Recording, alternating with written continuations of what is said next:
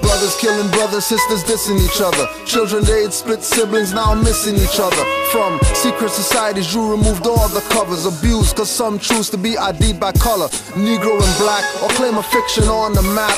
Thought power is wasted on the idol god crap. Nuisance solutions, following illusions. We are old world orders, but we scared of new ones. Some stuck on stupid and being humans. Some hoping Cupid would find her a new man.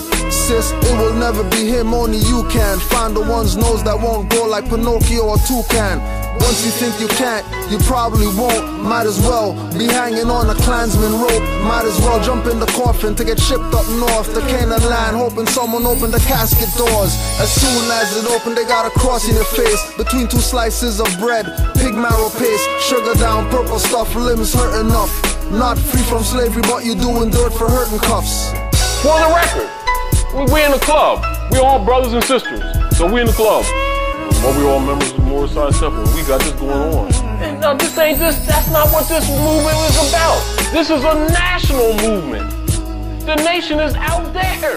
The only reason you're here is your job is to go redeem them.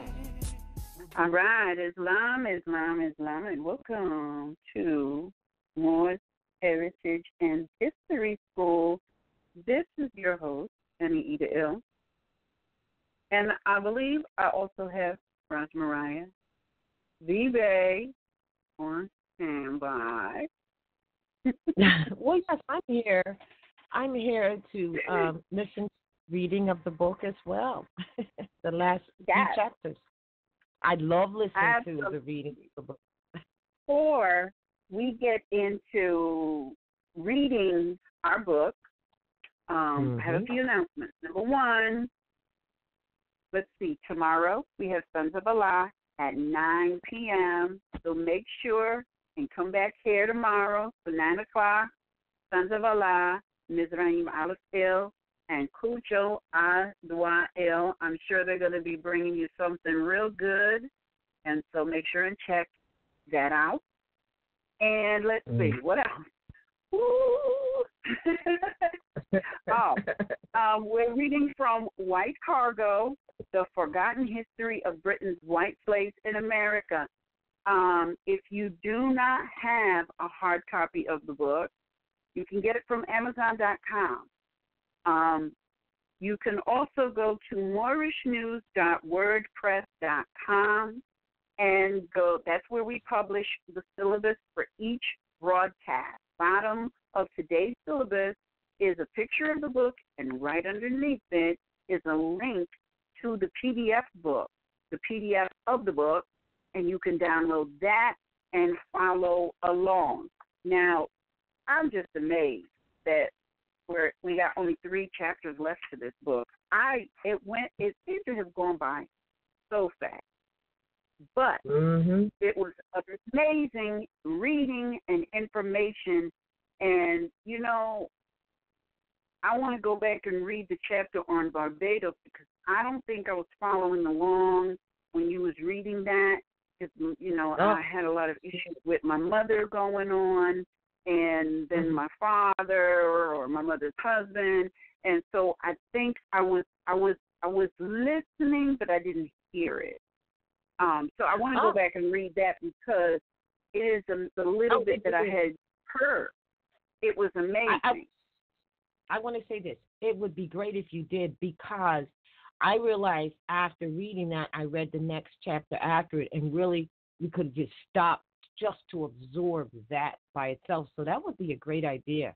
It's a great encapsulation of so we how might do that again. Okay. But before we go into our discussion, I want to make sure and bring it to everyone's attention. October 31st, actually it's October 30th, 31st. It is Saweed. It is the Saweed celebration. If you Google, we did a broadcast on this a couple of years ago, shortly before October 31st. I was trying to go back and find it, but I didn't have enough time. but we broke down the truth about Halloween because a lot of people really don't know, self included. So, we all in the same boat when it comes to Halloween. But Halloween it's been converted by modern Europeans to this thing where people are running around with horror masks, and it's supposed to be a time when you're frightened out of your skull or your skin or whatever, and it has and they portray it as this event where you're gonna get murdered or bad things are gonna happen, something along those lines. They portray it as, when in actuality, Halloween is an ancient celebration, and it is actually called, I want to find I remember, I know if I go on my computer, I will find the whole breakdown that we did of it, but it's actually called Samhain. It's it's spelled SAMH. No, go ahead. I'm going to add something to it. SAMHAIN, and it's pronounced Samhain. Samhain. All right. Now they say that it's an ancient Celtic festival. Now, if you know your history, that you know the ancient Celtic were Moors. So, what this celebration is all about is it is honoring the family members who passed away. And the custom was that you would put a bowl of water out for them, a bowl of water, some fruit, and a white candle. The white candle is to help those family members who have passed on to find their way back home, and the water is for them to drink when they get thirsty, and the fruit is for them to eat if they should get hungry. The whole honoring of the family members / ancestors who have passed away is supposed to be a beautiful celebration. So I had plenty people pass away this year, my mother being one of them. So I got my candle, I got my glass bowl for the water, and I'll be purchasing my fruit, and I'll be assembling it on my porch or stoop. and it'll be out there for a full 24 hours to assist my mom and the rest of my family members who passed away this year on their journey home. So if you have a family member or an ancestor that you would like to honor, you might want to think about, embracing that custom. That is our custom as well. It doesn't matter if they passed away this year or in the past. It's all about honoring those family members who have passed. So I've got quite a few that I'll be putting something out for. Right, because some of them are lost in between. You know how they show you that some of them don't make it all the way back. But if I could bring it up to a more modern, not totally modern, but just in the word of Halloween and how they got that, it really is All Hallows Eve. All Hallows Eve. And if you notice on your calendar, the next day is called Saints Day, All Saints Day. Connection right there. You're really, as what you just said, you're really honoring the souls who have passed from the physical form. But they twisted all of that, and they don't say All Hallows Eve, and they don't take you to the connection of All Saints Day, which is the next day. And it has a lot to do with the earth plane as it relates to this astrological plane, astrologically, and that particular time span, it's a closer time to reach or to where the energies are stronger as it relates to the earth plane. So that's what everything you said is exactly what it's supposed to be. So they creeped it up to All Hallows Eve, from Samhain, which is the Aboriginal, name for it. And then they turned it into a spectacle of bullcrap. Now, I always said that during those times, the only people that might see some gory stuff is some people that are in the gory stuff vibration. And a lot of modern Europeans who tried to, like during that time of those energies being more active, they might not have seen some good things. I don't know. I mean, some of us might not either, but how they turned it into, this whole mask yourself. See, that's indicative of spirits are not seen necessarily. You know what I'm saying? So they pretend. Yeah. And then look what they've turned it into, a day where people, you can have weirdos and mass murderers dress up as anything, and you don't know who's who. So they use it for rituals, and they do some really crazy stuff on that day. So that's all I wanted to add. Mm-hmm. Yeah. So I meant to make that announcement yesterday, and I missed it. So I'm making it now. So make sure that you honor those family members who passed and those ancestors by putting out your water and your water, fruit, and alrighty. So with that, let us move right into our book reading.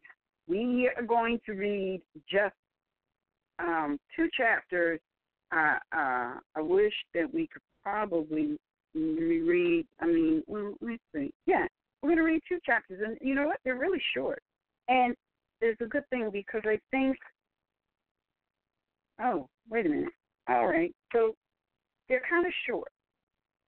So we're at chapter 16, Disunity in the Nation. And 16, all right. So it's 16 and then 17 is lost and found. So I think we can get these 2 chapters in and have plenty of time because the next chapter, which is chapter 18, His Majesty's 7-Year Passenger, that's kind of lengthy, and so we might just read that next week because it is kind of lengthy, and it might have some real juicy information in there, and I don't want to rush it through. So we begin, if you have your books out, chapter 16, Disunity, the Union. And if you have a hard copy, like I have a hard copy, make sure you have your red pen and your yellow highlighter on standby because you may see some words that you don't know or you think you know, but don't think you know words. Question everything. So we're on page 227, chapter 16, Disunity in the Union. While Governor Hunter was grappling with the Palatines in New York, the authorities in England were drawing up plans to dump another batch of troublesome people on America. These were the Jacobites, became known as the 15. The unsuccessful attempt in 1715 to dislodge the Hanoverian George I from the throne in favor of the Stuart claimant, Prince James Edward Stuart, who would become known as the Old Pretender. The rebellion was launched just a year after George had ascended to the throne. Large forces of Jacobite clansmen gathered in Scotland, while in England an Anglo-Scottish army of Jacobites advanced into Lancashire. But the rebellion turned into a shambles. England ended at the Battle of Preston, where 1,500 Jacobite prisoners were taken. In Scotland, delay and indecision saw the Jacobites waste opportunity after opportunity and their forces disintegrate. In Christmas week, 1715, the old pretender left France and landed in Scotland for the first and only time in his life in an attempt to rally his army. But he was no military commander. While many among the Highland clans were for fighting on, James Edwards prevaricated. At the end of the first week in February, he had gone. In the meantime, many ringleaders in both England and Scotland were rounded up and executed for treason. After the surrender in Preston, the authorities had to decide what to do with the 1,468 prisoners, of whom 1,003 were Scots. Ultimately, the ordinary fighting men were given the choice of being tried for treason or accepting transportation. The rank-and-file rebels were farmed out between the prisons of Lancaster, Liverpool, and Chester. The aristocratic leaders were imprisoned in the Tower of London.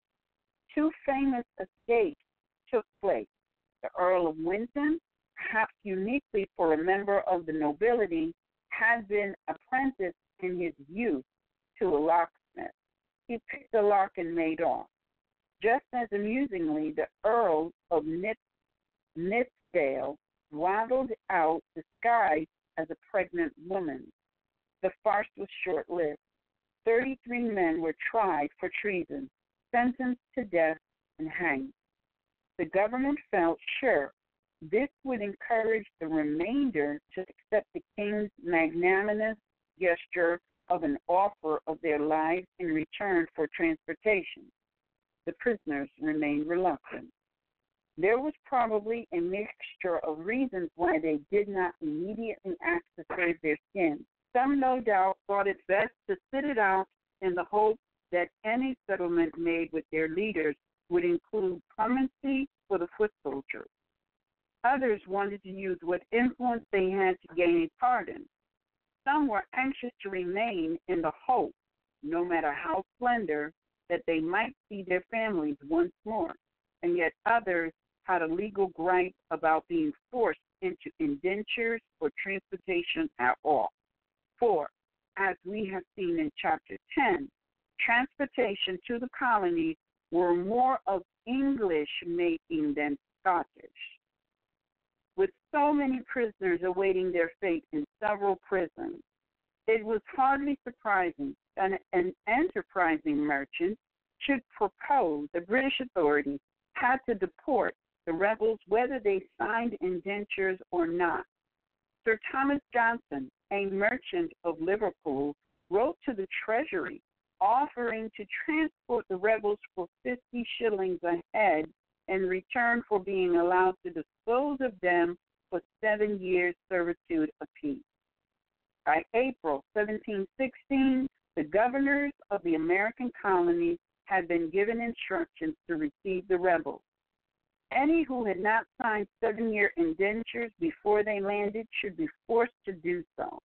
Many were reluctant not only to be transported but enslaved as well, as attested to in a letter from an officer imprisoned in Chester Prison on 28 April 1716. He writes, "We were all offered indentures to sign for 7 years in the plantations, as the said Sir Thomas should please to dispose of us. They have prevailed with a great many of the common sort to sign them, the last of whom were carried off to Liverpool this morning. But the gentlemen unanimously refused to do the same, alleging they were no ways bound thereto by the nature of our petition presented to His Majesty, but only to simple transportation, which we were willing to undergo at His Majesty's desire, whereupon we were severely threatened, and, without getting liberty, to return to our rooms for our bedclothes and linen, and we were all turned into a dungeon or little better, and fed only with bread and water. Whatever the prisoners might expect, they were bound for servitude.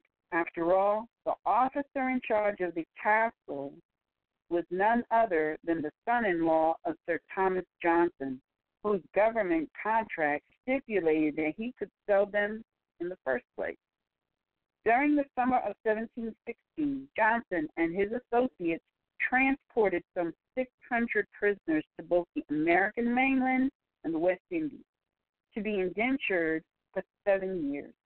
During 5 months, 12 ships carried a total of 619 Jacobite rebels at a total cost to the Crown of 1,238 pounds, with the majority of them destined for South Carolina, Virginia, Jamaica, Maryland, and Antigua. 30 went to St. Christopher and just 1 to Barbados. As told by Margaret Sankey in wonderful detail in Jacobite Prisoners of the 1715 Rebellion, this was not the end of the troubles forced by the authorities. Many prisoners managed to escape before even crossing the Atlantic.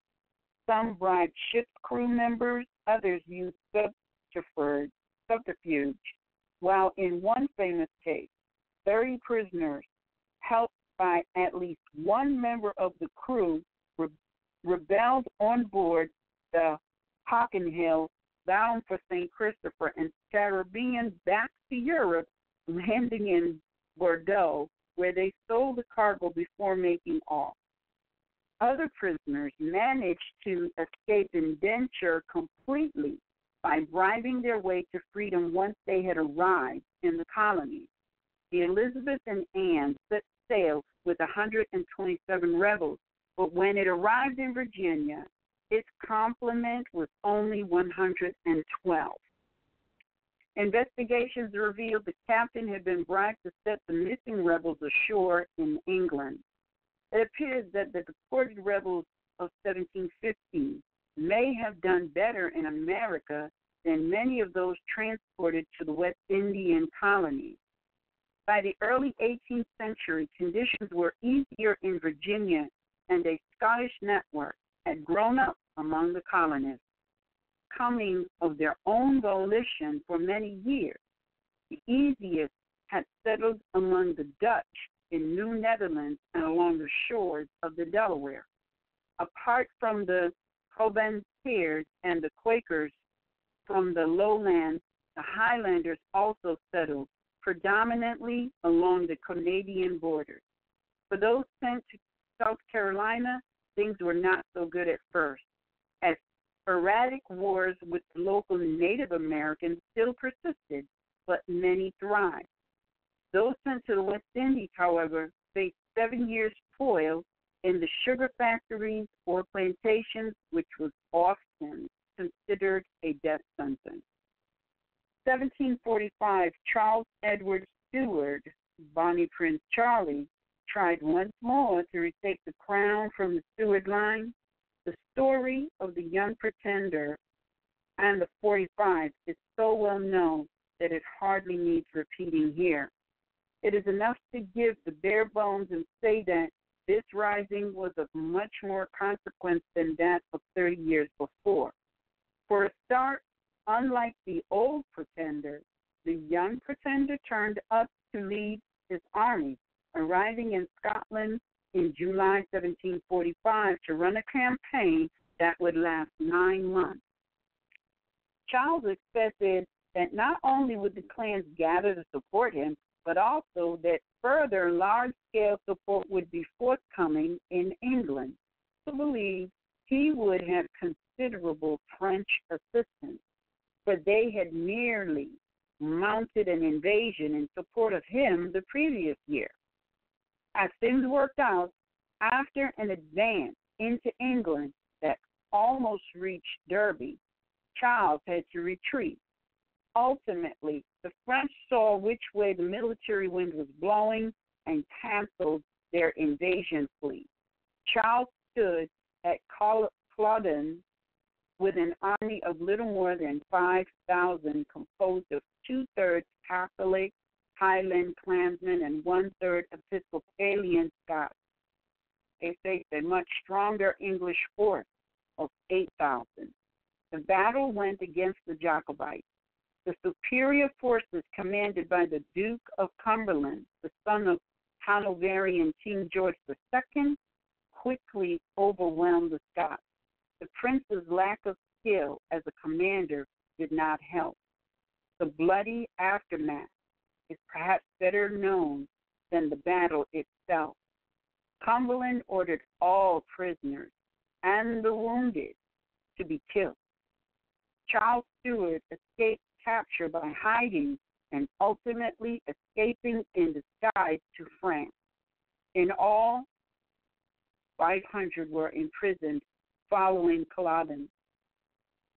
Many clan leaders were banished, having been granted the historic Scottish punishment that allowed the person under sentence to choose their destination. Some of their clansmen no doubt followed them to the continent, while others were able gradually to drift back home. Of the remainder, 2 merchants, Samuel Smith of London and Richard Gildark of Liverpool, were licensed to transport rebels to the colony. Gildark and Smith were to be paid £2 10 balance of £2 10 upon the notice from the colonies that their prisoners had arrived. Shortly afterwards, the merchants were empowered to offer pardons to rebels who gave themselves up to transportation and indenture for 7 years. Although the total number of pardons issued was 866, it seems only 610 were actually transported. The reason more were not transported was probably because the powers in London decided that breaking up the clan system would be a much more effective and long-term solution to destroying support for the House of Stuart. Some of those sent to Maryland who refused to sign indentures were eventually bought and set free by Catholic planters whose sympathies were at odds with the wishes of the government in England. In this way, many Scottish rebels went on to thrive in their new country, establishing plantations of their own, while others finally returned home to Scotland. The fate of some of the transported rebels of the risings of 1715 and of the 45 was undoubtedly grim indeed, especially in the Sugar Islands, while the fate of the others turned out to be much superior to that by those who had so recently passed sentence upon them. The bitter aftermath of the Jacobite rising would send echoes through not only history, but also works of fiction for many years to come, and as would the fate of another group of people who suffered, be sent to the colony to kidnap. That's the end of chapter 16, and we're going to move right into chapter 17, which is not too long. So, chapter 17 is entitled Lost and Found. 1722, the prolific Daniel Defoe wrote a novel in which the hero is kidnapped. Defoe liked his fiction to have contemporary themes, and he knew that kidnapping sent shivers down delicate spines as much as it had in the preceding century. The eponymous Colonel Jack, in a London orphan who becomes a pickpocket. After graduating to highway robbery, Jack is forced to flee to Scotland. Finding his options growing thin, he enlists in the army and comes to London. Once at sea, Jack discovers he has been kidnapped and is bound for Virginia.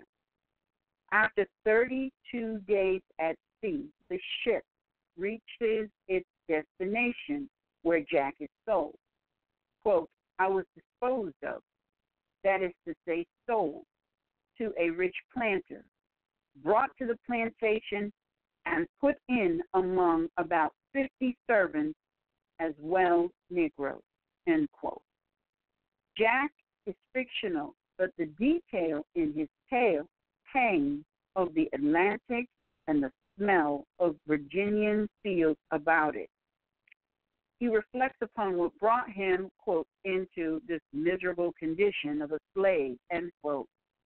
At the time of writing, Defoe would have known that since Bacon's rebellion, European and African colonial workers were subject to different conditions, with Africans now enslaved for life. The fact that Defoe continued to refer to white servants as slaves indicates an understanding that slavery could exist in different forms. In Moll Flanders, published in the same year as Colonel Jack, he again referred to indentured servants as slaves. Jack repents his ways and is given his freedom. He becomes a plantation owner and grows critical of how servants are treated.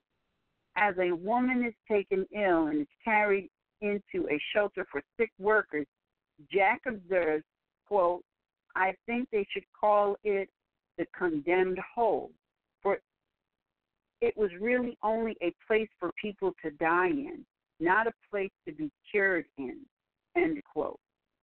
He reflects that, quote, masters in Virginia are terrible things, end quote. Occasionally, real life could mirror fiction. Fortune shine on those taken against their will to be sold into the colony. On the Isle of Skye, two Willie Lards concocted a scheme to make money by selling some of their tenants. In 1739, Sir Alexander MacDonald and Norman MacLeod sold 100 men, women, and children to merchants who planned to resell them in the American slave market, where the unlucky islanders were to be presented as criminals.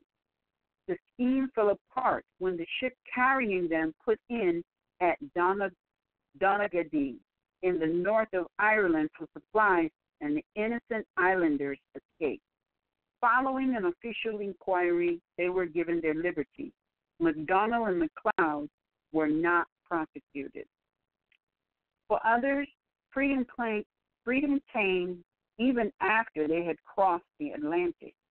In an unusual case in 1753, a planter called Anne Dempsey petitioned the Philadelphia court to release one of her servants from indenture. This woman had proved to her mistress's satisfaction that she had been taken from Ireland against her will. Miss Dempsey was a paragon among the servant-owning classes. A very late example of someone taken against their will comes from London and involves 17-year-old Elizabeth Brickleban. Her name first turns up in the customs list of those immigrating, entered as Elizabeth Brittleband. It seems reasonable to assume that it is the same person, for in either form the name is unusual. The list of immigrants are the nearest thing that has survived of a record of immigration levels in the latter part of the 17th century. In 1773, records were ordered to be kept. The economy was given rise to a level of immigration and depopulation that could not be sustained. Elizabeth is listed as leaving for Baltimore in June, one of the 99 redemptioners on board the brig Nancy. The records add a few years to her life. A few years to her age, listing her as 21. This could be significant. Whoever entered her name could have wished to disguise her true identity by making her older and deliberately misspelling her surname. Her mother must have been a resourceful and tenacious woman, for she not only discovered that her daughter had been kidnapped, but also managed to track down the culprit who had taken her. The guilty ones, a married couple called John and Jane Dennison, office keepers with a lockup house. Sadly, by the time Miss Brickleband discovered who had taken her daughter, she was too late. The Nancy had already sailed, carrying her daughter towards an uncertain future. Although Elizabeth's fate is unknown, we do know what happened to her abductors. Thanks to the efforts of Elizabeth's mother, they were put on trial, but not before they attempted to buy Miss Brickleband off with the reported, though unlikely to be forthcoming, sum of 500 pounds, saying that if they went to trial, they would be hanged. Elizabeth's mother was not to be bought. From the court records, we see that John and Jane Dennison, together with their clerk, Querford, were charged with conspiring to send into foreign countries one Elizabeth Brickleband. The Dennisons and their clerk admitted that they had signed up near 100 people, for which they had been paid £9, 7 cents, 6 ducats. Scarcely the level of income that could enable them to lavish large bribes to avoid being taken to trial. In the event the trio need hardly have worried. They got off lightly. John Dennison was jailed for 1 month on the condition he posted security with the court against his good behavior for 1 year. Miss Dennison and Querford appear to have been judged the ringleaders. They were sentenced to 3 months apiece and ordered to find security for 2 years. Not the sentences one might have expected for abducting a young woman and selling her into slavery in the colonies to be separated from home and family forever. The courts appeared to take no sterner view of centuries than they had in the 70s. No wonder then that spiriting was such good business and persisted for so long, both in reality and in the popular imagination. John Jameson was an example of an even younger victim. He went missing from his home at Old Meldrum in Scotland in 1741 at the age of 11. His father, William, heard that the merchant Bonnie John Burnett had shipped John to Maryland. Aberdeen magistrates refused to sign a warrant, for William obtained the backing of his landlord, the Earl of Aberdeen. Under pressure from the Earl, Burnett promised to return young John, but the Earl died. Burnett went bankrupt, and John was never seen again. As far as their parents were concerned, most kidnapped children vanished off the face of the earth. Miraculously, a very few reappeared. Peter Williamson and James Ansley were among those that did. Though James was taken from Aberdeen in northeast Scotland and James from the back streets of Dublin, their stories share interesting characteristics. Both not only came back, but also wrote about their experience, confluence, and their stories.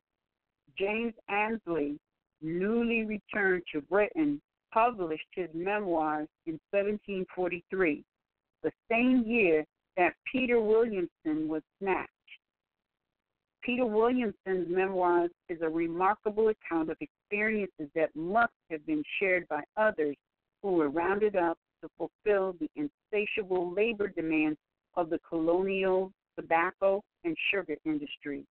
It is filled with high adventure. The hero was kidnapped, suffered shipwreck, sold into slavery, captured by Native Americans, and finally managed to return home to Scotland. Even if parts of Williamson's account are fabricated or exaggerated to excite the reader, century and of conditions in the colonies. Williamson's story begins in 1740, when at the age of 10, He was sent to live with his aunt in Aberdeen after his mother had died, and his father, a crofter in Avoyne, found himself with too many children to look after. 3 years later, while playing by the dockside, Williamson was inveigled on board a ship lying by the quay. Two men told him stories of a new life beyond the seas, and easily turned the young boy's head. The ship that carried him away was aptly named the Planter. After that, like so many thousands of others, never have been heard of again if it were not for his remarkable resourcefulness. Williamson was a victim of a trade in youngsters that was endemic in Scotland. Young people were daily rounded up in the towns and country to feed the colonial trade. The practice of scooping up fresh labor by any means, fair or foul, was well established, there being no effective force against it, nor any real remedy for it. In his memoir, Williamson describes the racket. He writes, almost all the inhabitants of Aberdeen knew the traffic carried on in the marketplace, in the high street, and in the avenues of the town in the most public manner.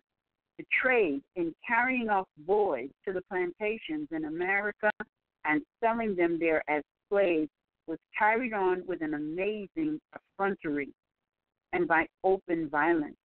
The whole neighboring countries were alarmed at it. They would not allow their children to go to Aberdeen for fear of being kidnapped.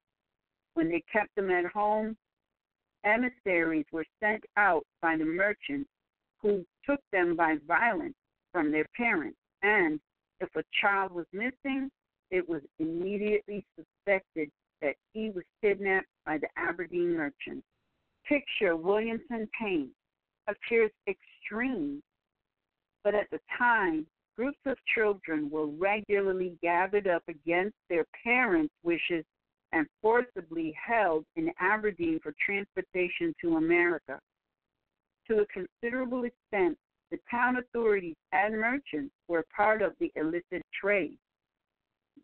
There were holding houses in which the children were corralled until a ship could be found for them.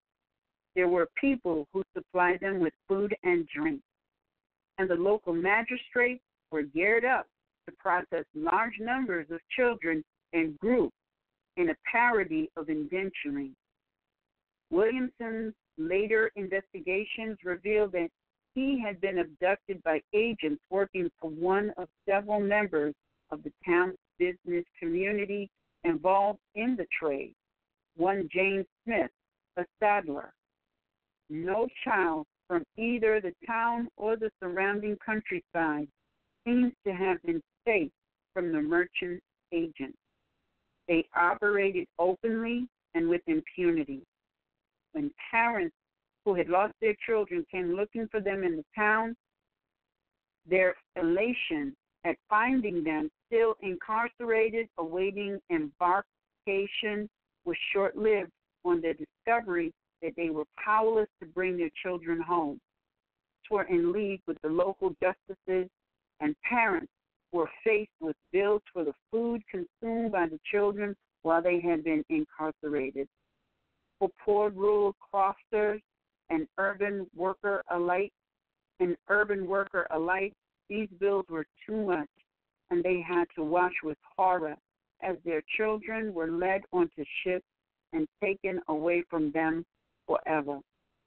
As Williamson put it, he writes, it is absurd to imagine that any parent, though in even so necessitous a condition, would dispose of their own flesh and blood to strangers who make a prey of innocent children to accumulate gotten wealth and support their grandeur by conveying the unhappy victims to the remotest parts of the globe where they can have no redress for the injuries done to them.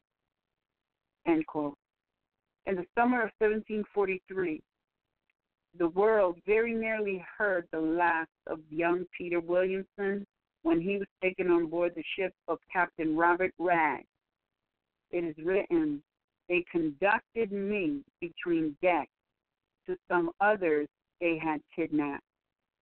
I had no sense of the fate that was destined for me, and childish amusements with my fellow sufferers in the steerage, being never suffered to go up on deck while the vessel was in harbor, which was until such a time as they had got in their loading with a complement of unhappy youth for carrying on their wretched commerce."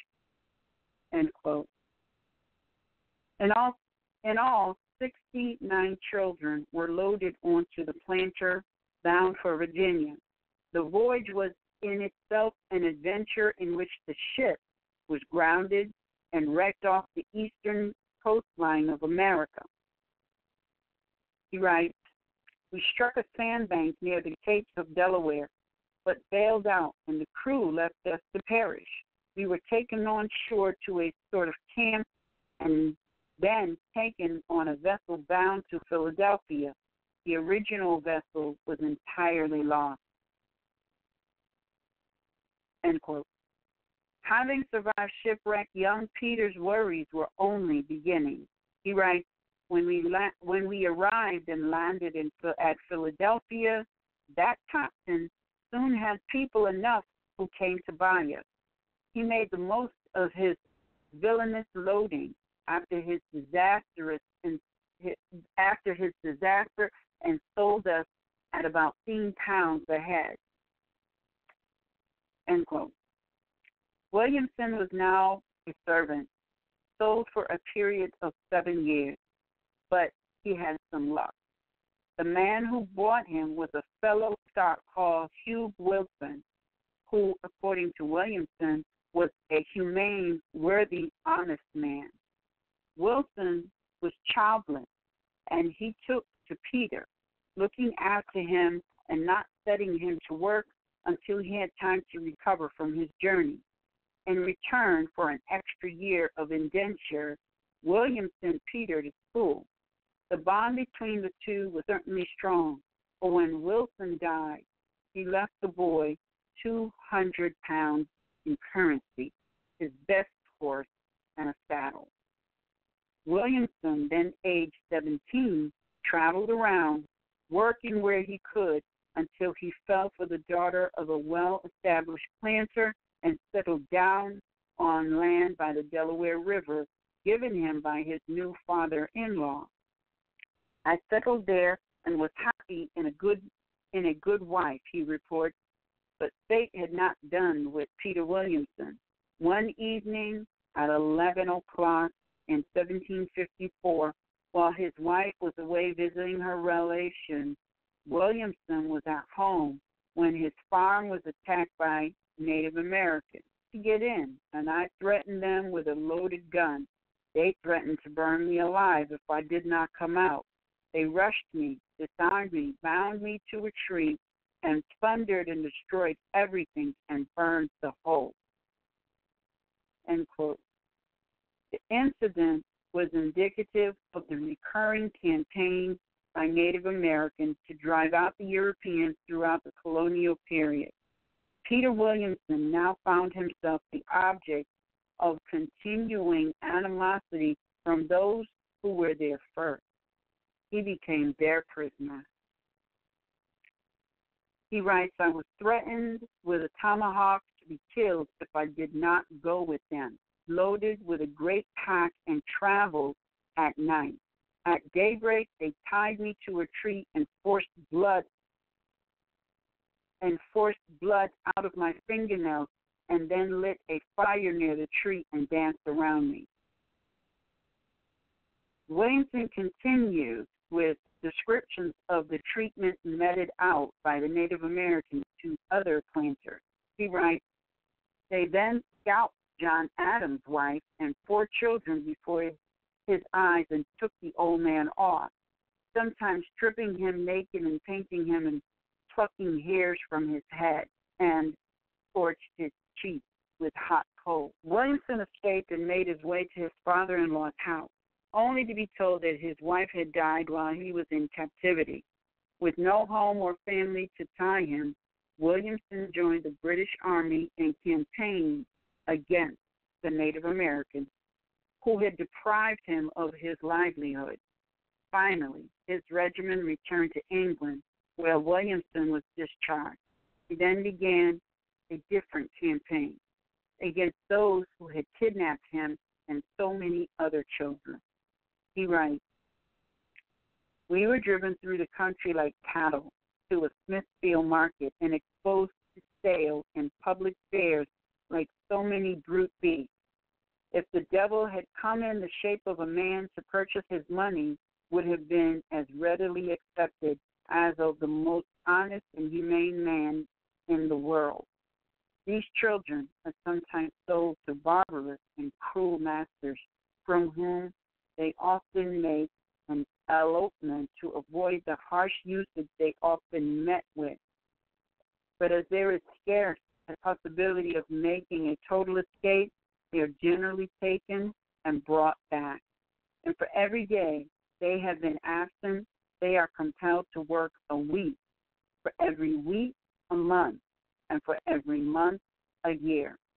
They are besides obliged to pay the cost of advertising and bringing them back slavery 4 or 5 times longer." From other accounts of life for indentured servants quoted in this book, we know that Williamson's description is accurate. So bad was the treatment of many that advertisements for runaways were posted regularly. Several examples will be found in the penultimate chapter. And as we have already seen, servants did have their indentured period lengthened, often disproportionately, for misbehavior or running away. So bad was the lot of some that they took their own lives. Some of these poor, deluded slaves, in order to put an end to their bondage, put a period to their lives, wrote Williamson in one of his most plaintive passages. Williamson set out to shame those who involved in the kidnapping business in his hometown of Aberdeen. He published several books containing different versions of his memoirs and his views on the indentured slave trade. Most important among his writings is his early indictment of those involved in his own abduction. He implicated the town's magistrate and named names. The magistrates in turn found Williamson guilty of libel, fined him, and clapped him in gaol. Although they ordered his book to be burned, it quickly gained notoriety and was widely circulated around Scotland and England. Williamson even edited and added to its various editions. He continued his campaign by launching a counter-offensive against the Aberdeen magistrate. The case was heard in the Court of Session in Edinburgh and caused a sensation when Aberdeen's legal and mercantile elite denied all wrongdoing, while Williamson's case was supported by the appearance of witnesses who corroborated the events he described. The magistrates shot themselves in the foot and provided in their defense the very evidence that would damn them. In their pomposity, they claimed that while a trade in children was widespread, none under the age of 10 was indentured, and that only those who would benefit would be signed up for a better life abroad. For their good-natured work, they were paid up to £10 a child. The court awarded damages of £100 to Williamson and was careful to stipulate that the money should not come from the town's funds. thus firmly putting the strain on the defendant's own pocket. Williamson's odyssey was not an isolated one. Others were snatched, transported across the ocean, and made it home again. In the same year he disappeared from the dockside in Aberdeen, a strange pamphlet appeared in London entitled Memoir of an Unfortunate Young Nobleman Returned from a 13 years slavery in America, where he had been sent by the wicked contrivances of his cruel uncle. The writer was James Annesley, who claimed to be the rightful heir to the Irish title of Lord Altham. Annesley said his tale was a story founded on truth and addresses equally to the head and the heart. It is certainly intriguing, and it illustrates how easily kidnapping and transportation could be used to get someone out of the way, either for revenge or profit. Human nature being what it is, one can imagine that many such instances must have taken place. Annesley alleged that his uncle had him kidnapped to usurp his inheritance, steal his estate. Whatever the veracity of the memoir, Annesley's account, like Williamson's, opens a window into the conditions those spirited away would find themselves contending with in the colonies. A controversy arose over whether or not Lord Altham had a son, James, born in 1750, his rightful heir. Altham's existence was a rackety one, with large estates but a trail of debt and mortgages over his land. He loved to drink and hunt and was famous for keeping a pack of hounds that were said to be so hungry they would eat each other. Not long after the disputed heir was born, Lord Altham separated from his wife and took a mistress, who in turn took a disliking to the boy. Although his lordship loved his son, he loved his mistress more. Being weak, he had the child packed off to live first with the servants and then at a boarding school.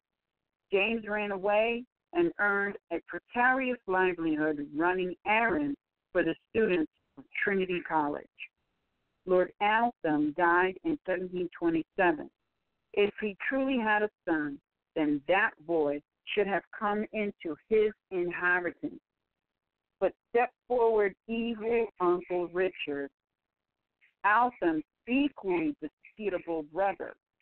Richard strode off in the dead man's shoes into his estate, treating James as an impostor. But many people knew the story of young Annesley. From evidence given in the court case many years after the crime, the facts appear plain enough.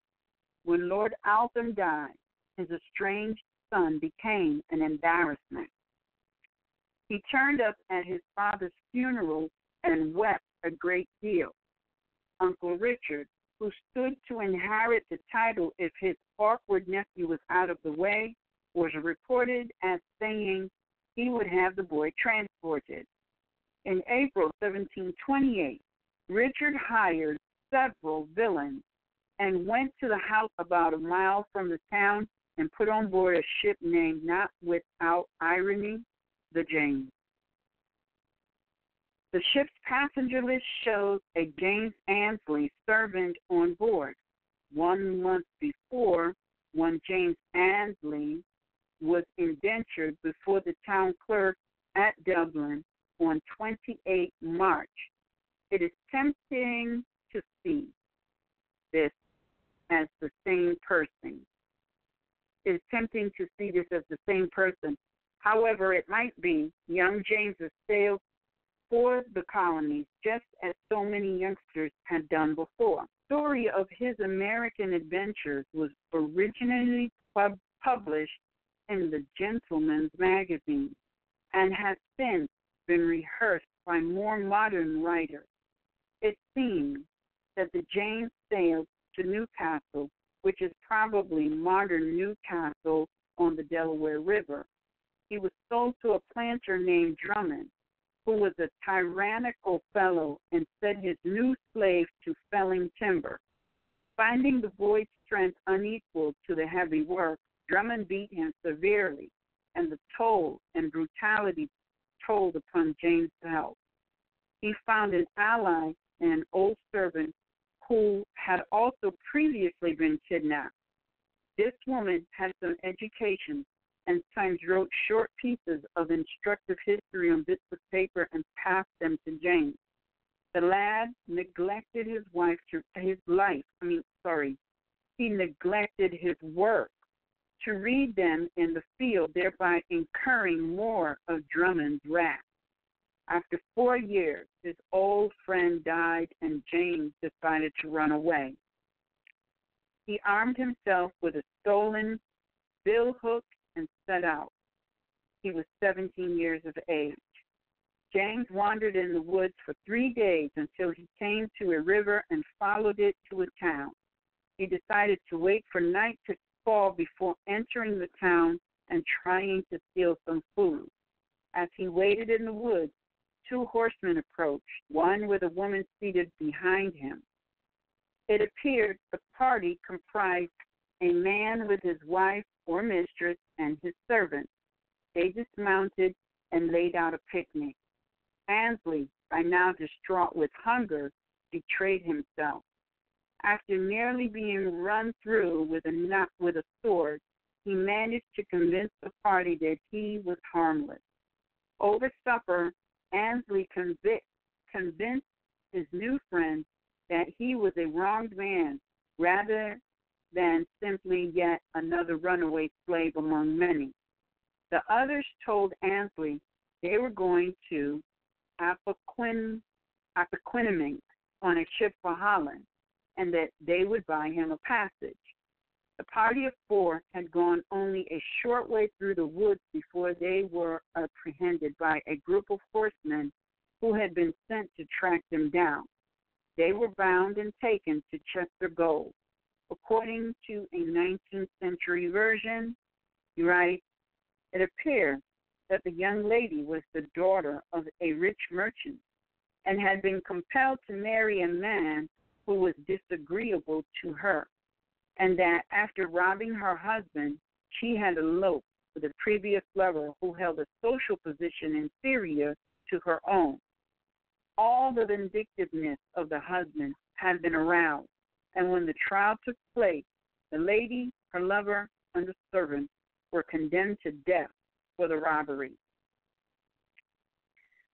Somehow, Ansley persuaded the authorities that he was not involved in the robbery or the elopement. The court was not convinced of his innocence in all things, however, and decided he should be put in the stock in the marketplace where he could be seen by all and identified if he had committed any offense. By now, it is obvious to the reader that Ansley was not by nature a lucky man. After several weeks in the stock, he was spotted by his owner, Drummond, who had come to town on business. Ansley, who had 2 years remaining of his servitude, found his period doubled to 4. Back on the plantation at Newcastle, Drummond's cruelty increased to such a pitch that the local justices ordered him to sell Ansley to another planter. The wretched Ansley toiled away for 3 more years until he decided again that he had had enough and took off once more. Before he could reach a ship, he was recaptured. The single remaining year of his bondage was increased to 5. Ansley sank into a depression. He tells how his new master's wife took pity on him and brought him into the family home, whereupon her daughter, Maria, fell in love with the handsome young servant. By now, Ansley had built up his tale with enough qualities to make his story sell, but he was not yet done. He described how Maria had a rival, a young Iroquois slave girl whose advances he rejected. The girl ran to the river and, like a tragic romantic heroine, threw herself in and drowned. This appeared to be the most fortunate stroke of luck for Ansley, for when the story was told to Maria's father, he decided it was best if Ansley left his service. He announced he would give him his liberty, but unfortunately reneged on his promise and sold Ansley to another plantation. Many more adventures followed, all no doubt designed to keep the readers of the Gentleman's Magazine entertained. Ansley was tracked by the brothers of the Indian girl who had sworn to avenge her fate and narrowly escaped being murdered. After many further dramatic episodes, Ansley decided to make one final attempt to get home. Astonishingly, for one so dogged by ill luck, he was successful. He sailed on a trading ship to Jamaica, where he went on board a British warship, declared himself to be a kidnapped nobleman. His brave claim came to the attention of the commanding officer of the flotilla, Admiral Vernon. The admiral decided the young man's story was plausible and gave him passage to England, where he arrived in October 1741. Uncle Richard was in a pickle. A man had turned up out of the blue, claiming to be his nephew and clamoring for his inheritance. It is said that the uncle attempted to have the pretender jailed for murder. If so, it did no good. James brought in action the Dublin Court of the Exchequer for his uncle's ejectment. Ansley's claim gave rise to one of the longest and most famous legal struggles ever seen in Ireland. It was so protracted that it has been called the Irish equivalent of Jarnsley versus Jarnsley. After the legal quarrel in Bleak House, Dickens' description of a drawn-out dispute that never came to a conclusion could well describe the Ansley case, which has echoed in other works of fiction, including Robert Louis Stevenson's Kidnap and Guy Mannering by Walter Scott. All of Dublin society was hooked upon it, and readers of the Gentleman's Magazine favored it in London. The case began on 11 November 1743. Howell State Trial declared it, the longest trial ever known, lasting 15 days, and the jury, most of them gentlemen of the greatest property in Ireland, and almost all members of Parliament. The jury unanimously found for Ansley. All Dublin was thrilled, believing a great injustice had been righted. The defending side lodged an appeal, but the judgment was upheld. However, for the unluckiest man alive, this could not be the end of things. Following his great success, James petitioned the king for his seat in the House of Lords, but delay after delay took place. In the meantime, a former servant of the Ansleys was tried for perjury. In the initial hearing, Mary Heath had given evidence that Lady Alton had not given birth to a child in 1715. The jury did not believe her. At trial, Mary Heath was found not guilty, a verdict that contradicted the earlier court's decision. If no son and heir had been born, Ansley was an impostor, and his claim to the title was void. By now, Ansley had run out of the means to continue. He died, age 44, his claim to the title unresolved. Justice was just as expensive an elusive surprise to grasp in the 18th century as it can be today. Not many years after Annesley and Williamson returned from their enforced migration, kidnappings in British seaports began to subside. The quays in Aberdeen, Bristol, and London, where the Spirit once proud, became busier with fleets bringing African slaves to the thriving colonies. By the Victorian age, European kidnapping would become, like the kidnappers themselves, the stuff of fable, replaced by the systematic mass abduction of Africans that has left such a stain on America's plantations. But in the 17th century, the British government was about to give white servitude a major boost. That is the end of chapter 17 and the end of our reading for this broadcast. So what we're gonna, what we're gonna do now is we're gonna take questions, comments, concerns from the listening audience as it relates to what was just read. Seeing that you were reading along as I was reading, one of the things that I have got to say is the kidnapping and abduction of the children. The part that the so-called magistrates of the county play, the lack of justice for the parents, the mothers and of the children, the mothers and fathers of the children, the fact that you can see your child, touch your child, but you cannot take your child back.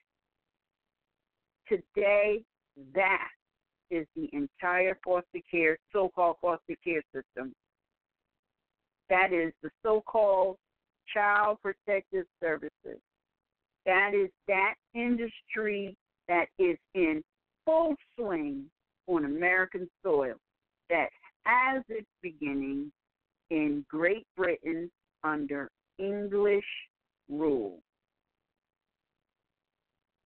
It still continues to this day. That is so disheartening. Even more disheartening is that many people feel that, oh, it's very well justified. You know, the mother can't do this, or, you know, she doesn't have any food. She doesn't have a place to live. You know, she doesn't have any maternal skills. She's not taking care of the child. All those things can be provided. They don't warrant taking the child. So the only reason that the child could be taken is for profit.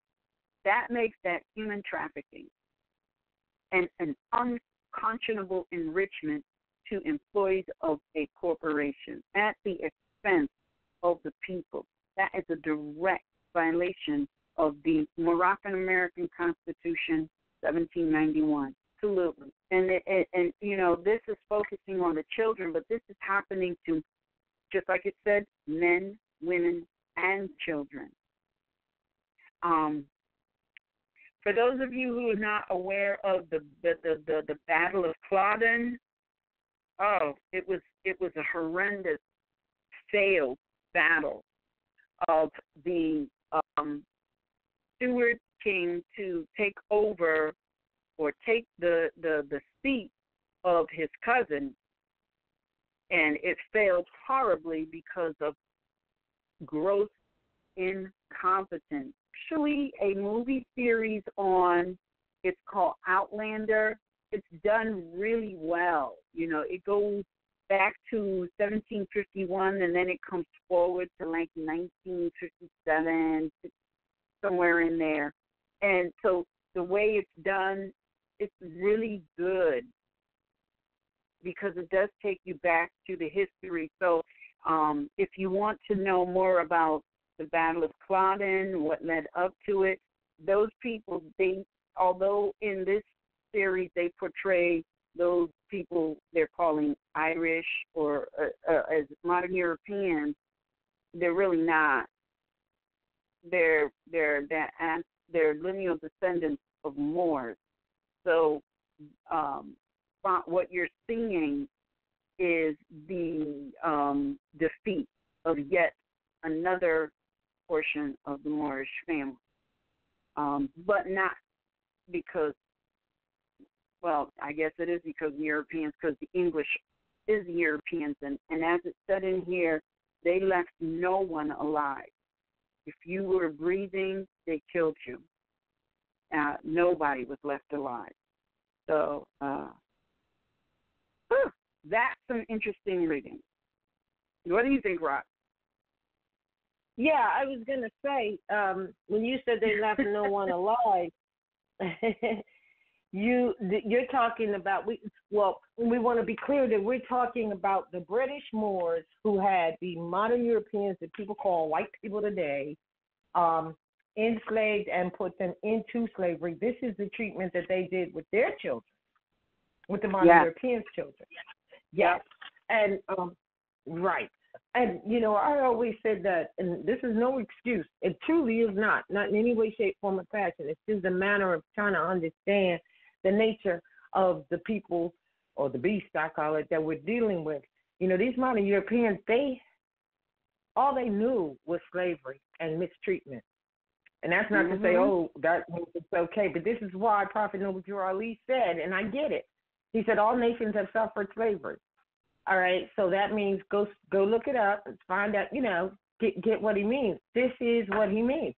So when right. So when we can say, listen, we have a psychological understanding of why they are the way they are. They were literally born or made, manifested into slavery, period. That is all they know. Them striving to be good people is something that they really, really want to strive towards doing and coming up from the bootstrap. They have the thing reversed and have us thinking that, we have no contributions to life on the planet or the human family or anything when we have all of the contributions. And yes, we have fallen, but it's the other way around. This is why they're so staunch on, their loyalty to really their own family. But and it's understandable. We should have the same loyalty, at least in that measurement, with our family.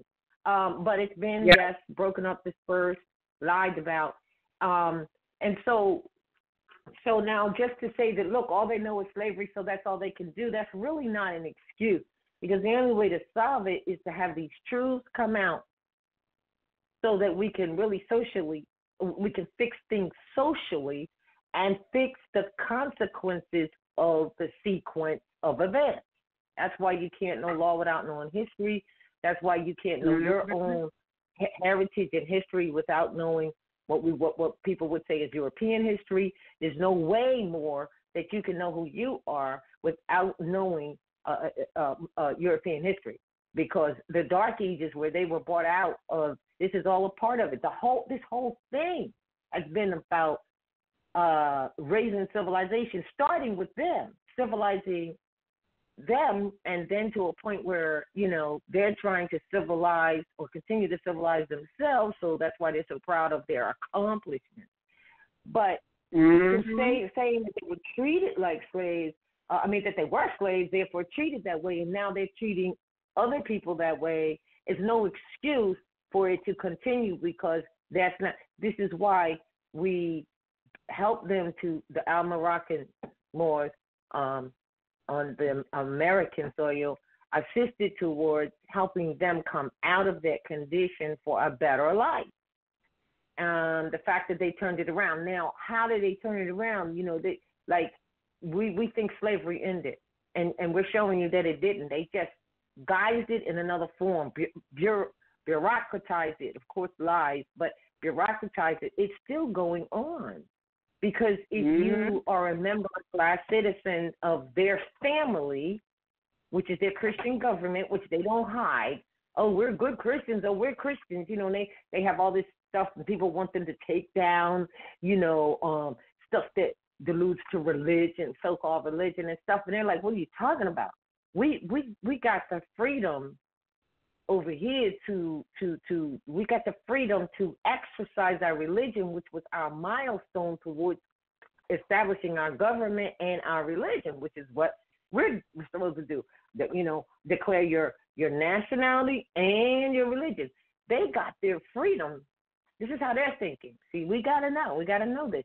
They got their milestone door open. That's why I get it now. And the prophet said the door to religious freedom opens both ways. I get it, because they established their government decree and their religion, because they received their freedom to practice their religion from the Edict of Milan. And that was in 312 or something like that. Then they went on and made their Christian decree, which was a government and religion. That's what Christianity actually is. So that's their family.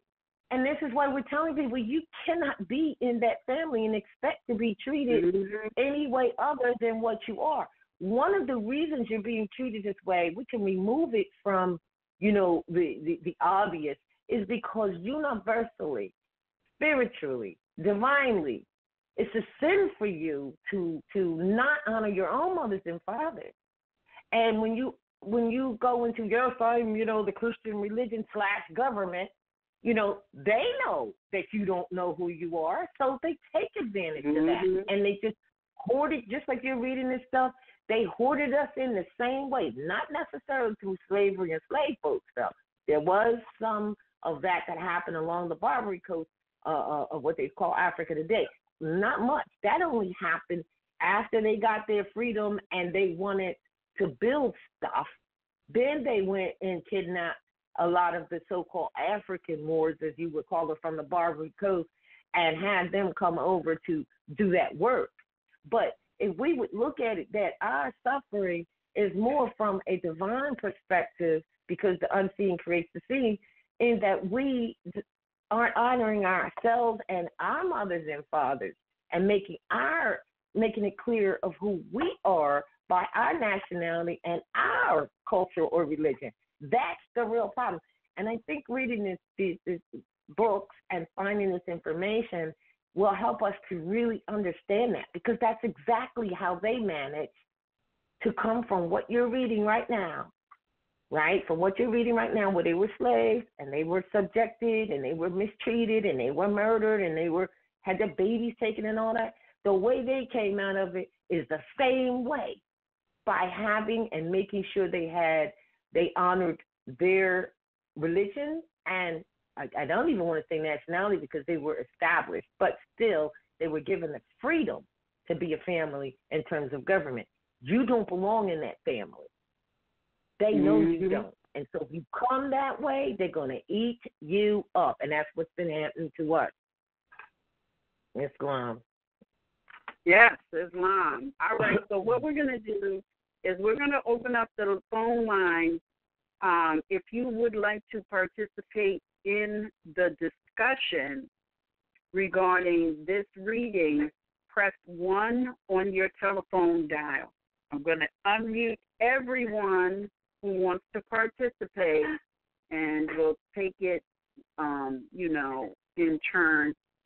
So caller 228-627, you're unmuted. Caller 202-321, you're unmuted. Caller 633-907, you're unmuted.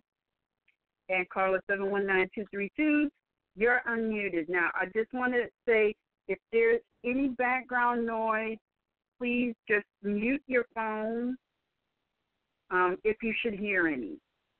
Because I'm not going to know who's making noise or where the noise is coming from. So with that, who would like to jump in on this particular piece of reading and discussion first?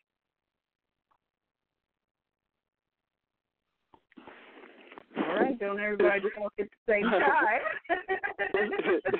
Islam, this RVBey. near Arizona territory, northwest of Mexico. Can you hear me? Yes, I can hear you fine. Okay, how y'all doing?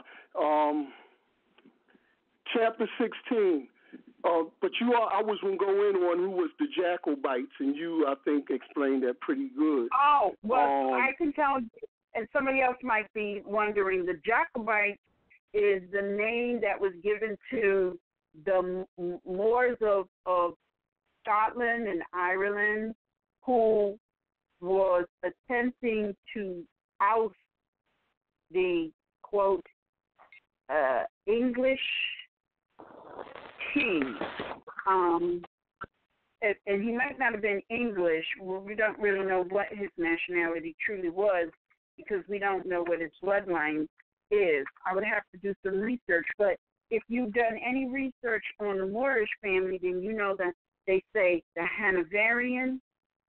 He comes from the Hanoverian family, which that is a Moorish family. But because he's a male and the succession turned from matriarchal to patriarchal, he may not be of a Moorish bloodline, you know. And so that's something to think about. But the Jacobites were all of the Scottish Moors who fought against the English invading Scotland, and as you can see, many of them were murdered or they died in battle because they had an ineffective king who didn't know anything about military strategy. And that was basically the reason why that didn't succeed. It's the Battle of Culloden. Thousands died, and the ones that didn't die or somehow escaped or was found to be sympathizers, they were imprisoned as Jacobites and they were transported to this land. Okay. Islam. And we were seeing in the chapter 16 some of the treatment that they was given, especially this thing. I remember when I was younger, they was talking about you go to jail and you get fed bread and water, and that was a military thing. And also we see in chapter 16 where they were saying that I missed the guy's name. He was given a government contract. Mm-hmm. A government contract to kidnap people and bring them over on the transportation. And we know that it was a transportation act in England where the transportation act was to be put on the ships and brought to the Americas to work the plantation. Yep. You know. And so these guys was given a government contract. That stuck out to me. And they was licensed to kidnap the people. That's right.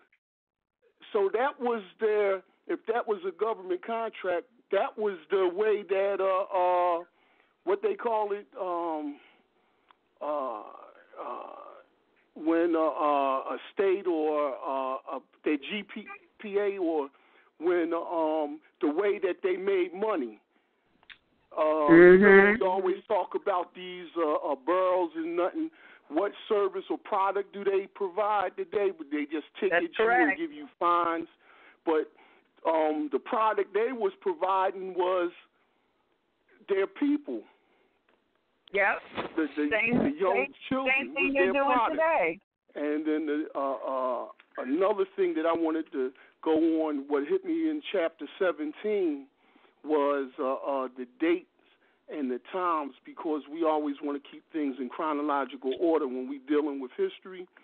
And we see 1753 in Philadelphia when you had that case with the Irish girl. Then you see 1775, 1773 when they wanted to look at these records of the slave trade that was going on. Now, we talking 1774, 1776. We know those were so-called milestones too. With the Articles of Association, the Declaration of Independence. So we see this here kind of stuff was going on in a mad rush to establish some type of order with these modern Europeans, and you see why some Moors, after seeing and dealing with this, didn't want to recognize them, because they knew what was going on, you know, and you see why they didn't want to be recognized, and then some do, and then the fighting started, you know. So you see two things going on at the same time, where I'm trying to collate, where when you watch these dates, you see what was going on in the I want to say the public arena, and then you see what was going on as far as so-called establishing a government here, so that they can control, or at least put in line with their articles of what you actually going to be doing there, and here on this here continent, and that was real good. And then we see in 1754 with the Williamson thing that was going on, that the Native Americans wanted to drive them out, didn't want them here neither, and all along the Delaware from Pennsylvania, where they was talking about New Netherlands, which would have been New York, and they talking about the Delaware and Newcastle, all along there, where they was like, yo, let's get them out of here. And another thing that struck me about this reading, where he was making a big thing out of a 15-day trial. Yes. That was the longest trial in their history to that time, you know. And so, you know, like you see today, you're supposed to be innocent until proven guilty. It's the flip. So they was just snatching people up. And to get a trial, it would seem like if you had a trial that lasted for a couple of days or something, you know, you either had some money, you had some means, or something, you know, to have this here trial last for 15 days, and he made a huge thing out of that, you know. Yeah. So, you know, those was things that that really, like raised my consciousness. Look, you did it, lock them up. You know, you stole a spoon, lock them up. You know, you stole my shoes, lock them up. You know, this thing was crazy the way they were, you know. And so those was the things that really stuck out, you know. And that just was just crazy the way that these modern Europeans was doing. One day away gave you a week, 1 week away gave you an extra month, 1 month away gave you an extra year. It's just crazy. But that's crazy. what's going on. But that's going on today. In the prison system today. Yes. The same thing. Yes. Yup. They put you on parole. You walk off 2 years. You violate your role, and you got 4 years to walk off. You violate that, and you go back and do the whole 4 years after walking off 2 years and stuff like that. But that's right. That's happening today. That's English law. This is American soil. That's English law, but this is American soil. So that's real interesting. Yes. Well, that was your point, I think, about the governors that you sent out. You know, that they came over from there. They put them in position here to do whatever law that they were doing, governing. Well, they were governing themselves. That's right. They were governing themselves, even here in the corporations and in the companies. They came here, and they were still governing themselves under their own laws, which we got to listen, we got to get it together and govern ourselves accordingly. That's right. So I yield the floor to another caller. All right. Islam. I added another caller. Hold on a minute. I added another caller. Oh, sugar. 267-229 and caller 808-223.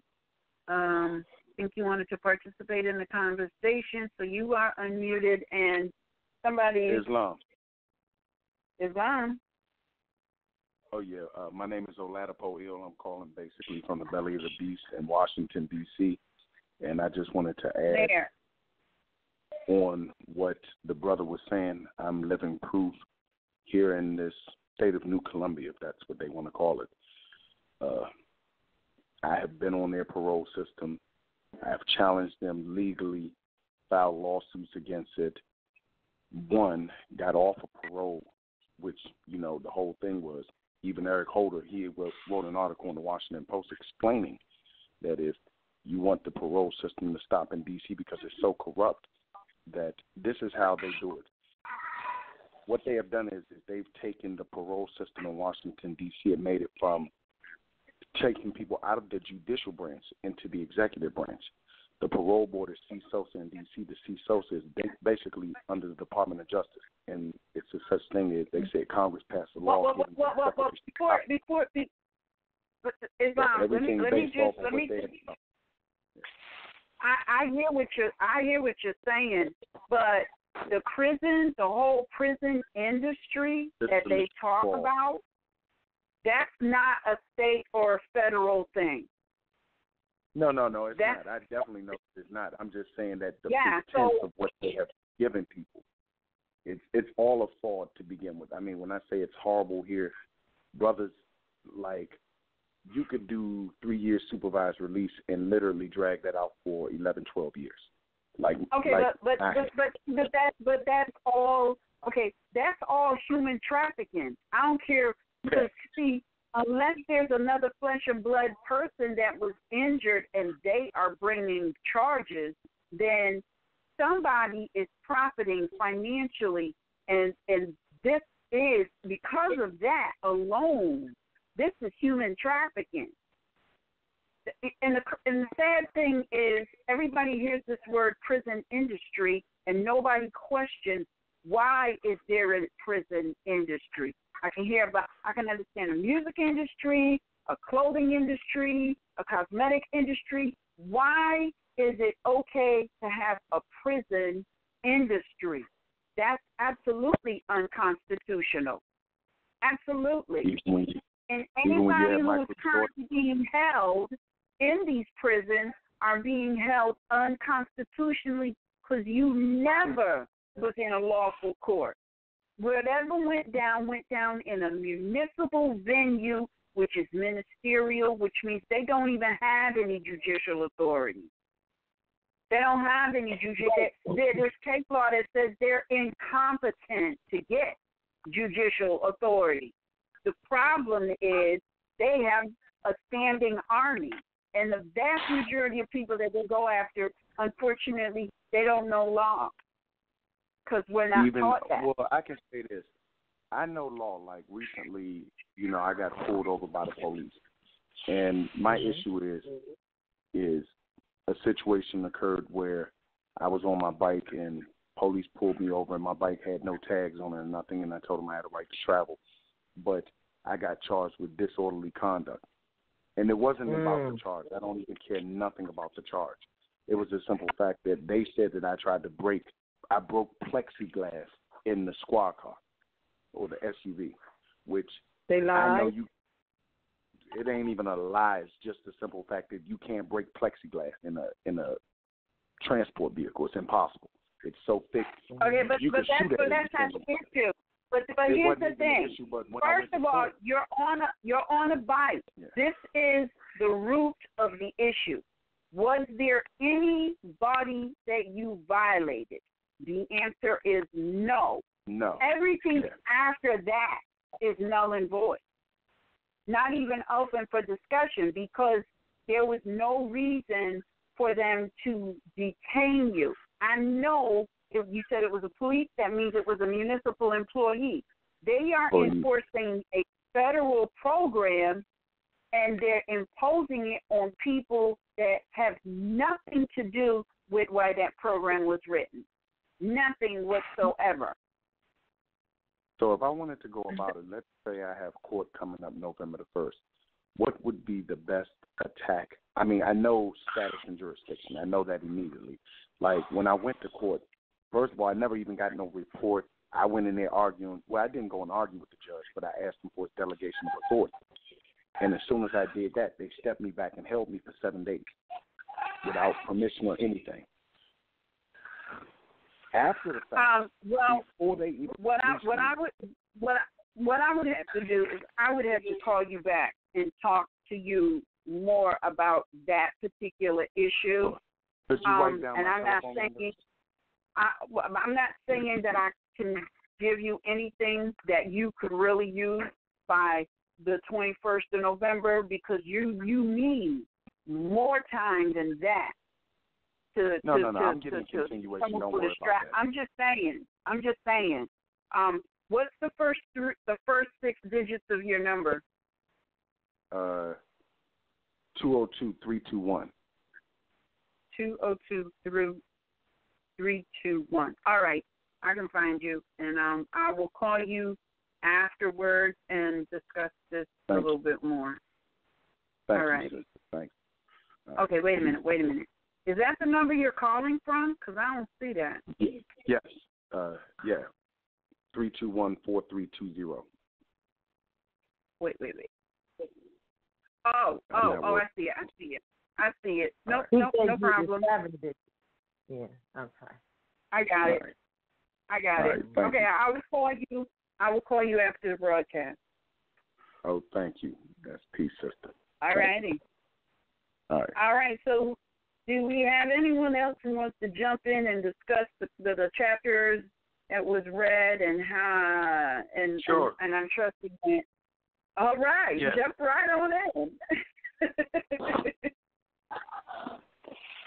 Yeah, this is Brother Bukhari. Wow. Islam. Wow. Really enjoying the reading, and I want to touch on. Wait, before you begin, and I hate to do this. Whoever has the beautiful baby in the background, can you mute your phone?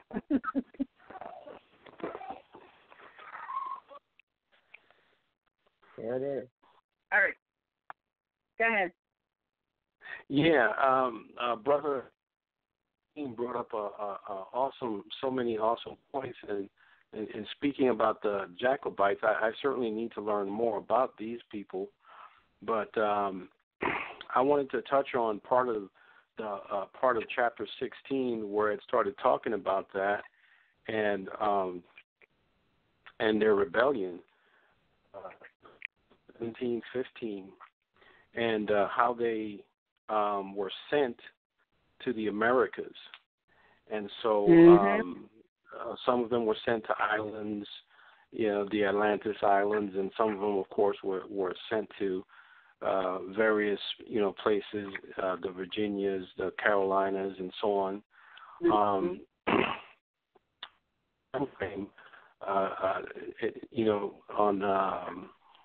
one of the dates mentioned was 1715, and then as Brother Asim mentioned about it's important to look at those dates, and so you have the 1700s.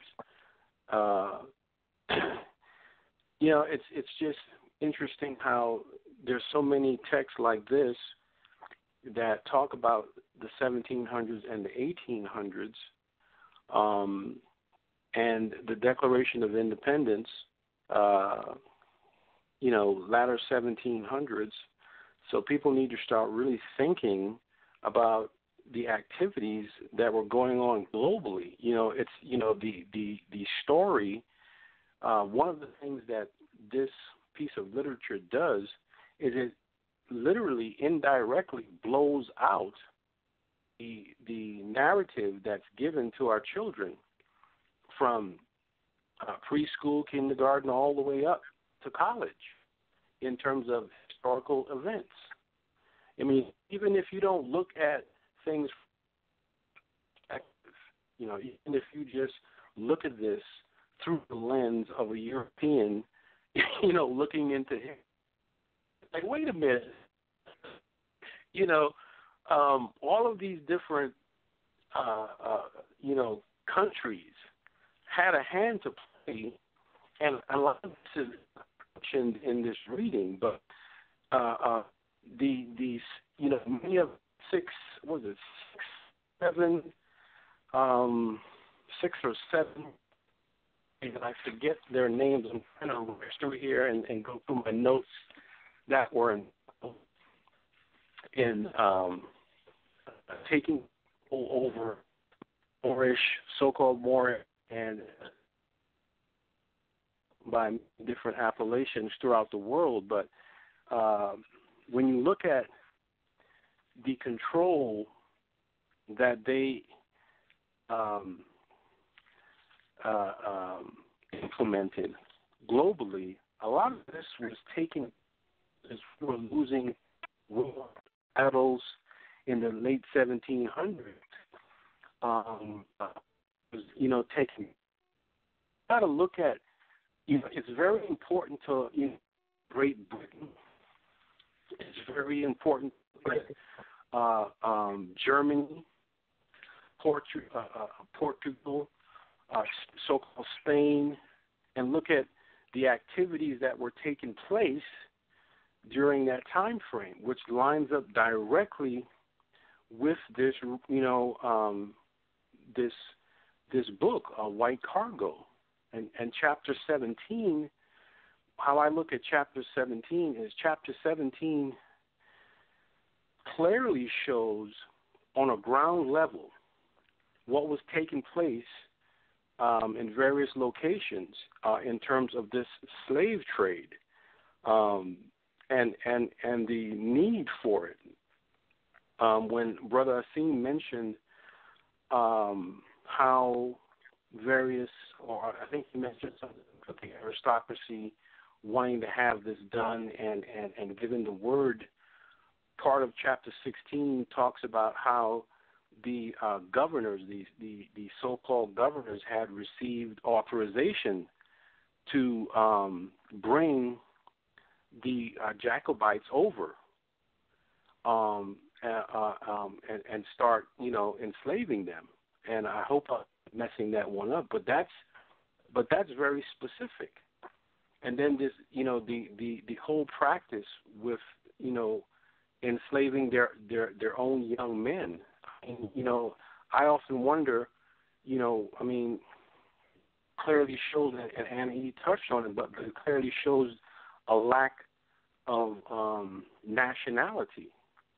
Like a lack of love for your, for your own people, for your own bloodline. So is it that some of these people had mixed blood? Is it that some of these people had partially Moors? Because I often wonder, with the term blackamoor, is that indicative of, or rather a European whose mother is European, or an individual whose mother is European and father is a Moor? Is the case or not? I'm just throwing that out there. I'd love to put my reply to that. You are absolutely correct in many ways, because that is part of how the infiltration, if you will, of the nation occurred.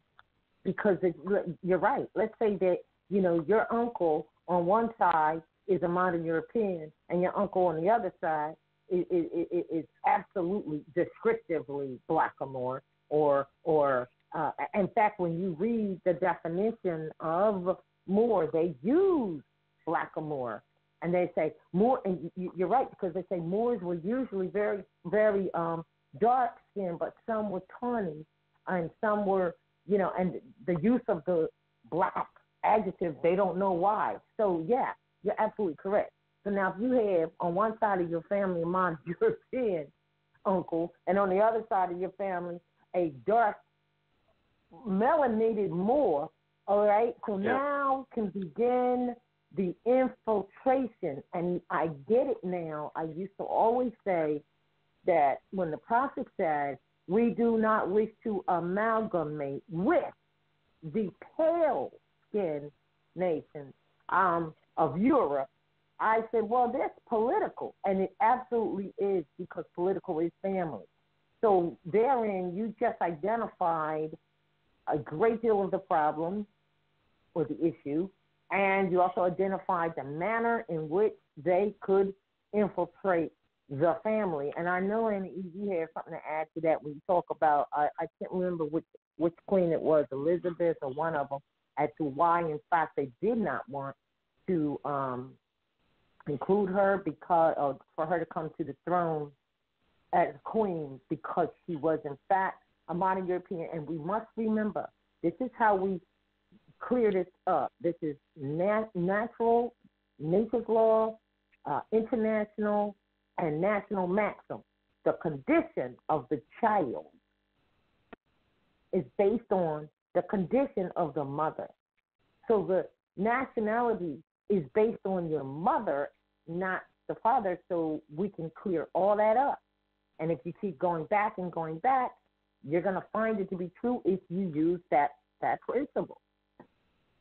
So, and Ed, I think you calling, yes, you telling me about Queen, was it Elizabeth? It's Elizabeth. Yeah. It's Elizabeth.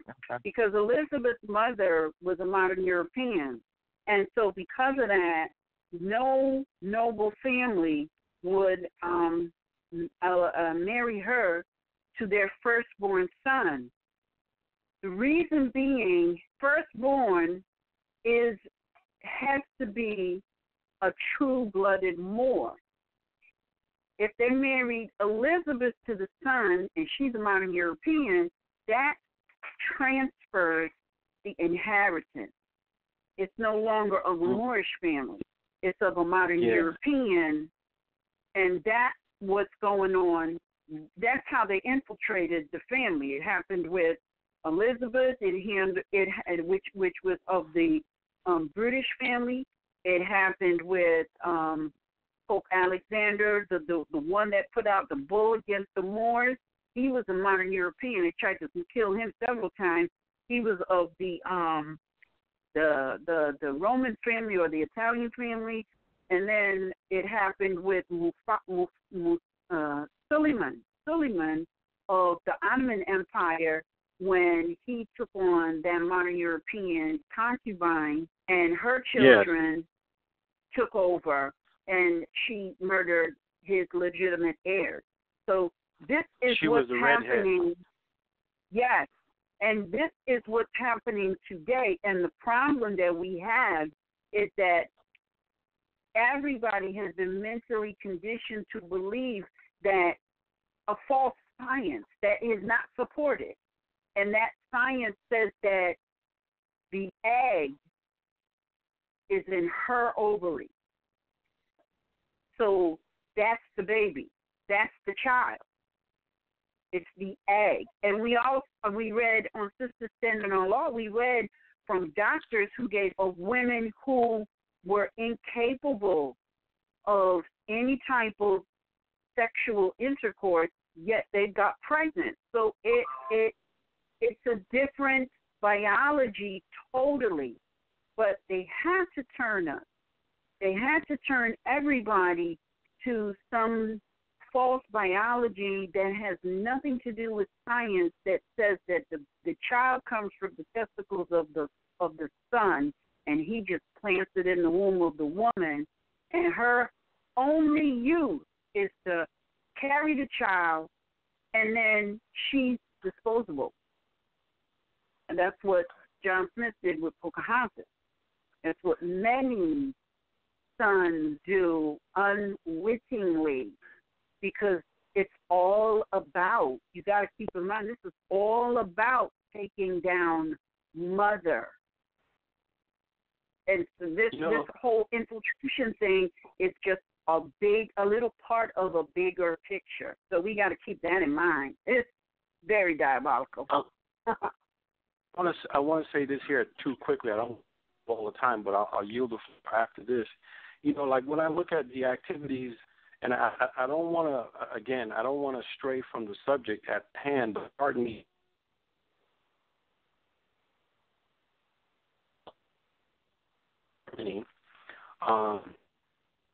It spreads out into what is referred to as Great Britain. You're breaking up during this time frame. We didn't hear what you said. Hold on, you broke up a little. Say it again. Yeah, you broke up. So start over.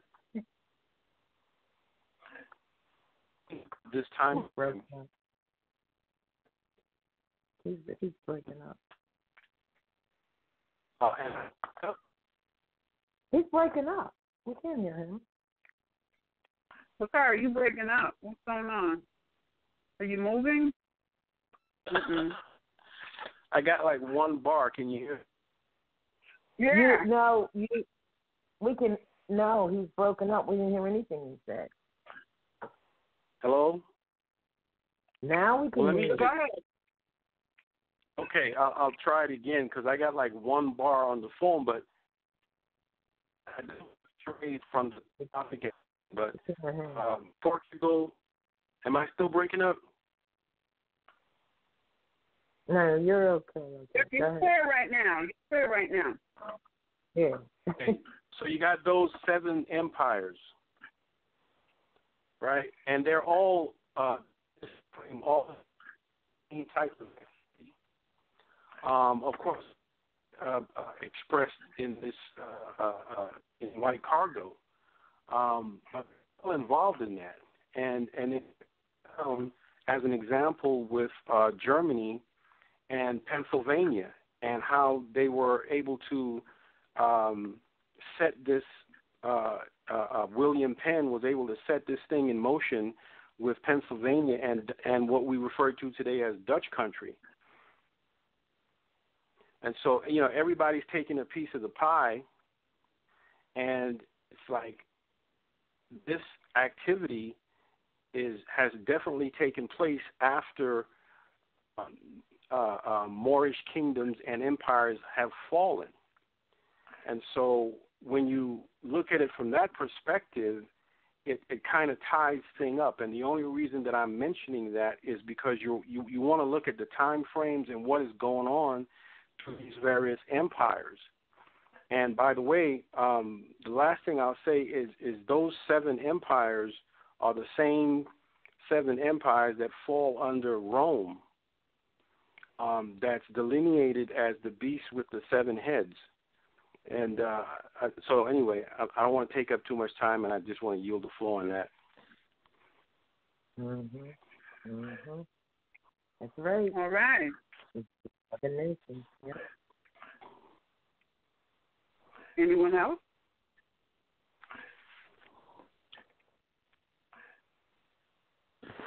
No one? This is Brother RVBey. Can you hear me? Wow. Yeah. Calling from the territory of Pennsylvania. 2 points on the reading tonight I wanted to cover. The first one was on the couple who were guilty with the office keeper for kidnapping and transporting that European daughter, and how they offered the mother a sum of £500. And then when the court case had such a lenient penalty assessed to them, I'm stepping out of the book for a sec, but the back of my neck, the hairs go up.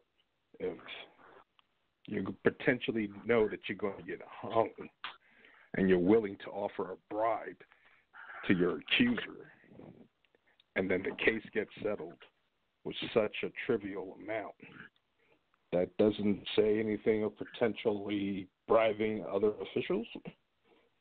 But That's just something that stuck out when we was reading the chapter on Mrs. Brickband.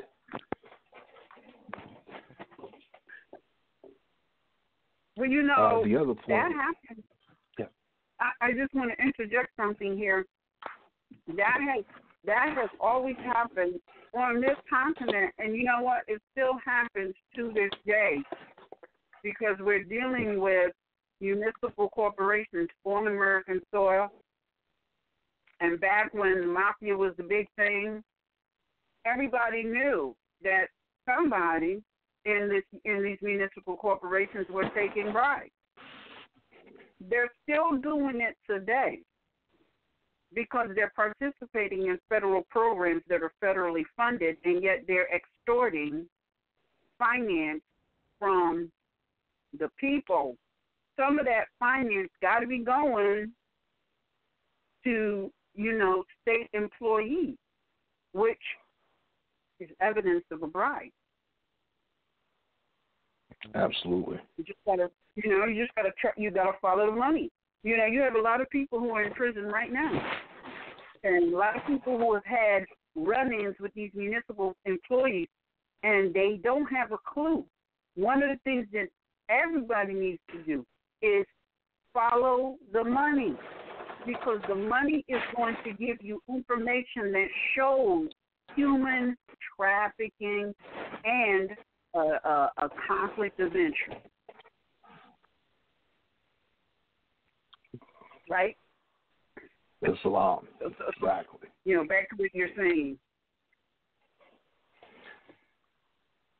The other point from the reading tonight that I think the two other brothers touched upon is that if we kind of step back from the reading itself and looking at the time frame, the 1773s, knowing what has happened in 74 and 76, it kind of shows you a snapshot of one or two incidences, but we know that this was running rampant. So it kind of gives you acts like a thermometer of what was going on during that time period amongst the general population that may have not been documented as such from the macro perspective, rather looking at individual cases, but knowing that it's happened so much that you can see people's motivation, for lack of a better word. It's one point that I took away from the whole book. One other point I'd like to reference is from Brother Abdullah's Moors and Masonry's book. He has on page 127 in regards to Emperor Moulay Ismail ibn Sharif of Morocco, whose reign was from 1672 to 1727, a 55-year reign. He has here a block note that the historian Al-Zayyani from 1734 to 1809 reported that the Moulay Ismail had more than 25,000 European captives in Moorish captivity. So it kind of shows from the global perspective what was the story going on from the other side, because we know that Britain, with the monarchies using via treaties with Morocco to get sureties and security to travel on the open ocean. But it's a side of history that's generally not publicized. Now, did you say that Britain Yes. was given the rights to travel on the open seas? Oh, yes. Because they had after treaties with Morocco. Oh, I'm sorry, I know. Yeah, no, I was just trying to make sure because the treaty with us and the Christian powers happened at 1787 happened to allow them to travel freely here after their independence.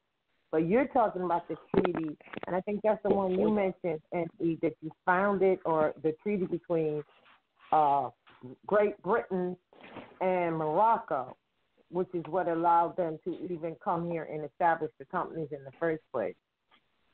Because Britain would have had, at that time, they were British, they were the British Moors, so they traveled wherever they wanted to, just as we all did. So I think that you specifically are talking about the one between Great Britain and Morocco, where it allowed them to come and set up companies. Is that what that treaty basically does? And the one I'm talking about? 1786? No, the one, the Great Britain and Morocco, which allowed Morocco and Great Britain. Right, because everybody, much like today, everybody is claiming territory. This is my territory right here. You don't want to cross it, you don't have to pay me. Mm-hmm. And so, Great Britain and Morocco, they have a treaty. There was one, actually, they don't even talk about it, but before Elizabeth entered into a treaty with Murad. Before that, there was a treaty with Morocco and King John. Yeah, it's back in the 1200s. Now, King John, he entered into a treaty agreement with the Moors. So there was I don't think it was really solidified, but the one with Elizabeth was. And that's where you get like the what is it? Oh my gosh, what is Articles of it? Peace and Commerce between Great Britain and Tripoli. I'm sorry, go ahead. No. It's a oh my gosh, Sam, what was the name of the agreement between Elizabeth and Sir Walter Raleigh? I just slipped. It just slipped. It's not a pact. Yeah, I don't think it was a charter. Was it a charter? Yeah, it was a charter given. Charter? It was a charter. A charter given. It was given first to his brother Gilbert, and then he cashed the sea, and then it was given to Sir Walter Raleigh in 1686, or it's 1687. 15. And I got it right here if I find it. But go ahead. That was between Elizabeth and Walter Raleigh, but the reason she could tell him, hey, you can go over there and set up a company in my name, because there was a treaty agreement between Morocco and Great Britain. That's why she could say, hey, you can go over there.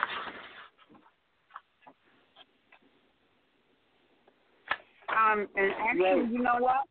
I actually found a copy. Somebody's scraping really badly, like going through papers or something. Okay. Whoever's making, if you're not talking, you just mute your phone. There's a treaty between Elizabeth and the Sultan of, he's actually he's the descendant of the concubine that engaged with Sultan Suleiman. He's not really a sultan by blood. He's just a sultan by claim of name, because his mother was a Russian slave. But her son, Murad, entered into a treaty agreement with Elizabeth prior to Walter coming to this American Moroccan land. And I think the charter with Walter was 1584, I want to say. 1583, 1584. But before that, Elizabeth was having conversations with Murad of the Ottoman Turk, Moorish Empire. It's all the same. Ottoman, Turk, Moorish, it's all the same. So that's how she was able to send him over here. So there was a pre-existing permission granted to Great Britain. That's why they were able to come over. And then subsequently, Charles II sent his brother, the Duke of York, who took over the sales territory known as New Amsterdam and changed it to New York. There's a lot of history. You know, it's amazing when you read this book, it's amazing how much true history was not told to us. But here's the thing that everybody needs to comprehend. You today, they are the lineal descendants of the slaves. You really think they're going to tell you the truth? They're not. They're not going to tell you that. Hey, you know that, like, you come into the class, the history class, no less, and they're going to say, yo, I'm the lineal descendant of the slaves of your lineal descendant cousins of Great Britain brought over here. Yeah, we were sold on the auction block, didn't have any food. Many of us was beaten. My people didn't, a lot of my people didn't serve. They're not going to tell you that. It's not. Anna E., may I add a quick note? Go ahead. I just wanted to add for not too long ago, when you for that includes. You keep breaking up. You keep breaking up. We can't hear him. Yeah, you're breaking up. Okay. You're breaking up. Yeah, we want to hear from you, but we can't because you keep breaking up. There's that laugh. We got the laugh. Oh, gosh, I just had to turn Yeah, hey, I'm going to send him that new phone, okay? That's what I'm going to send him as a gift. The brother that was talking before, I'm sorry, I'm trusting that you got all the points that you wanted to make out. Oh yes, I did. Thank you so much, brother. Oh, you did? All right. Yeah, I was just going to add that during that reign of Emperor Ishmael, there was 5 different monarchs or kings and queens that ruled Britain. During his 55-year reign, Charles II ruled, James II, William III, then it went over to Queen Mary II, and Queen Anne, and then Queen George I. And my point of this was prior to, at this time, during those 55 years, the companies were still set up as colonies. Mm-hmm. And in 1976, with the Declaration of Independence, one of the major notes or major key points was that the treaties that Britain had with Moors, that protection was offered to the ships that were going back and forth for transportation to America. So when the Declaration of Independence, she stopped offering protection. So that's when George Washington did his thing with sending the $1 million payment to the Sultan with the back monies of 1789. But I just wanted to touch on that. I'll leave the floor. That's an interesting piece of information.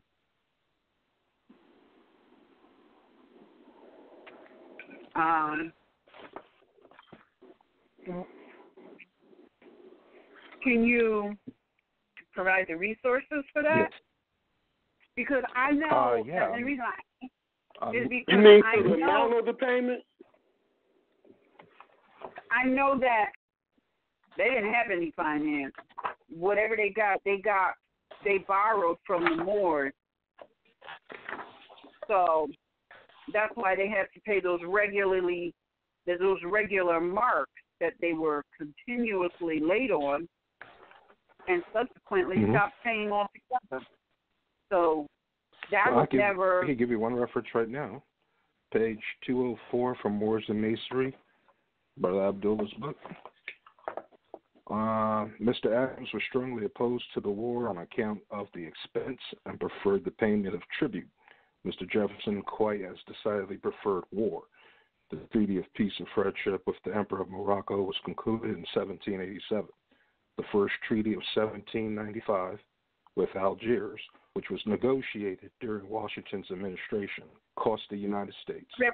for the ransom of United States captives. Hold on. 1795 was the resealing of the 1787 treaty. Because the father had died, and they were, and that's in the congressional record. I believe we might even have. Do we have that on the website where?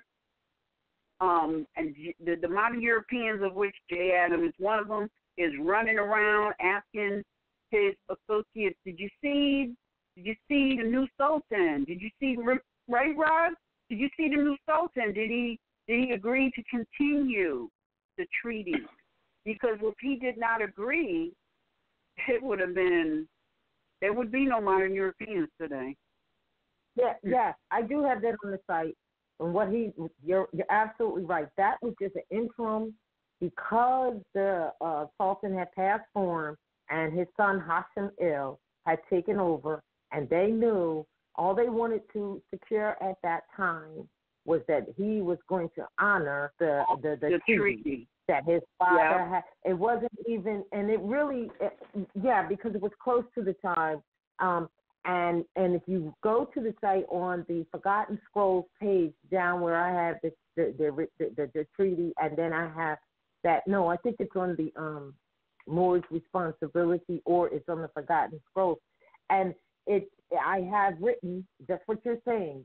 All they were doing at that time was just making sure that he was going to continue to honor the treaty. And I mean, it is like a play. I'm telling you, I've told people for years, haven't I, Annie, that just that sentence, that description of how they were so frantic, it is so descriptive that you can actually do a play on that, right? Because they were running around when the Sultan was in the courtyard at Paris, which was really here, all right? They were like, "Did you see him?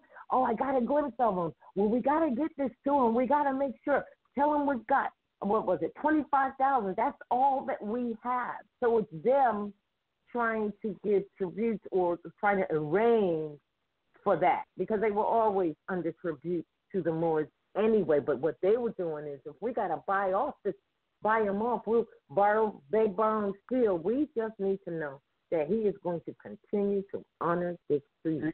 Otherwise, their behinds were grass. Right, because they were forced because they didn't have no navy. They didn't have a navy until 1794, sometime around that time. So they still needed the protection of Morocco. That's right. Absolutely. That's right. If you look up the United States Navy, it didn't come into effect until, they didn't have no seafarer until around 17. What did I say before? 1794, somewhere around there. You're close to this concern. Close to this concern that's a 1795. Right. So they better pay that, because how was they going to defend off another attack? After what he say in the thing after the Civil War, they didn't have much money. It took a finance to wage the war. Yeah. So they didn't have much of anything. Brother's on point. Yeah, you're on point with that. Yeah, this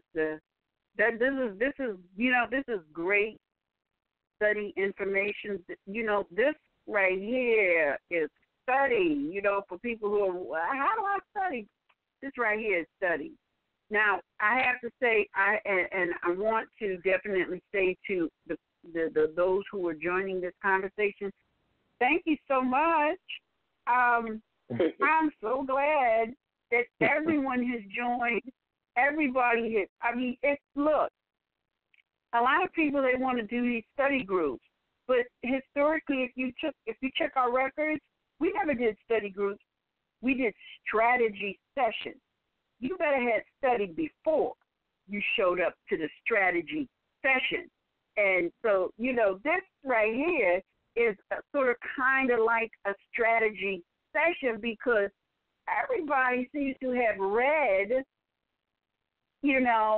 before they even, like before I even started reading, some people probably read ahead because I'm a read ahead girl. I can't wait. I got to know now.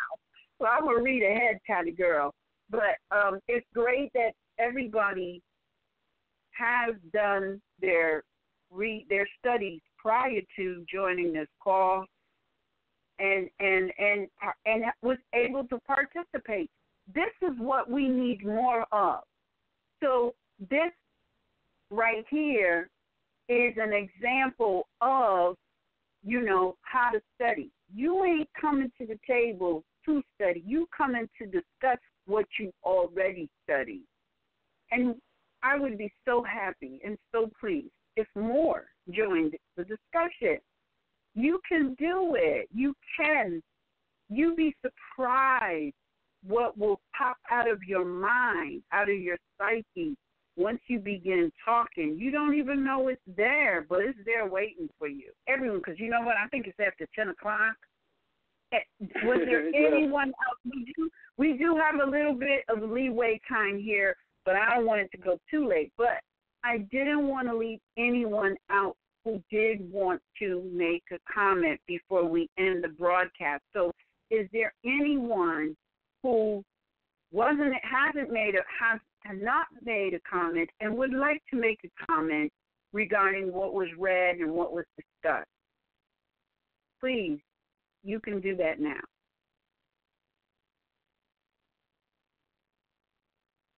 No?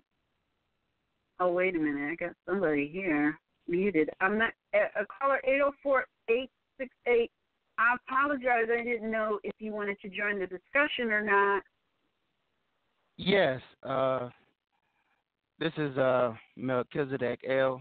from the Virginia Corporation, or Corporation in Virginia. And can you hear me? Yes, we can hear you.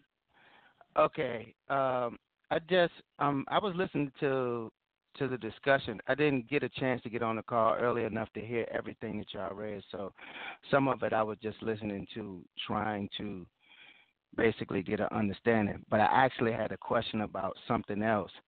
I sent my proclamation papers in a while ago, and I understand that the sister who was processing the paperwork actually passed. So I kind of wanted to get some information.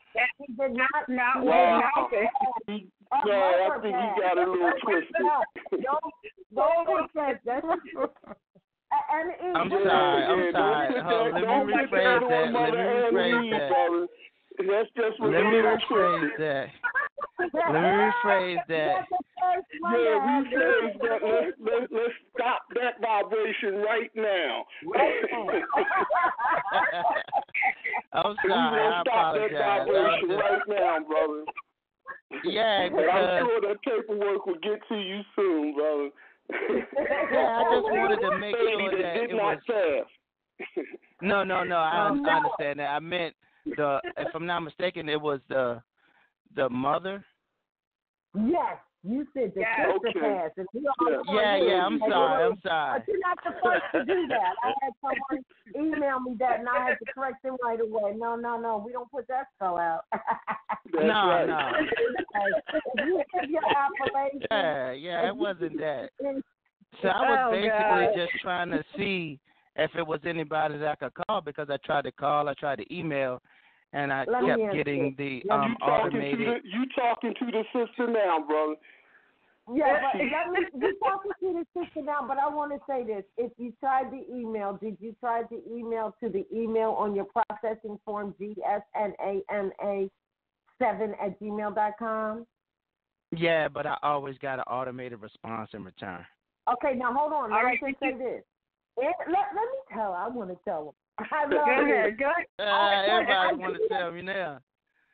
Not just you, but I do, and then of course you're going to comment, but I do this all day long when people will email me about this. I'll say, oh, you got an automatic response. Pay close attention to the automatic response because in it is a phone number and a day to call. Well, I did call on the day, but it just kept going to voicemail. Nobody ever was able to pick up. Just send a text. Just send a text. You can send a text as well. I sent a text and I never got anything in response. So I don't know. I just assumed that everybody was super busy. So. No, well, we are that.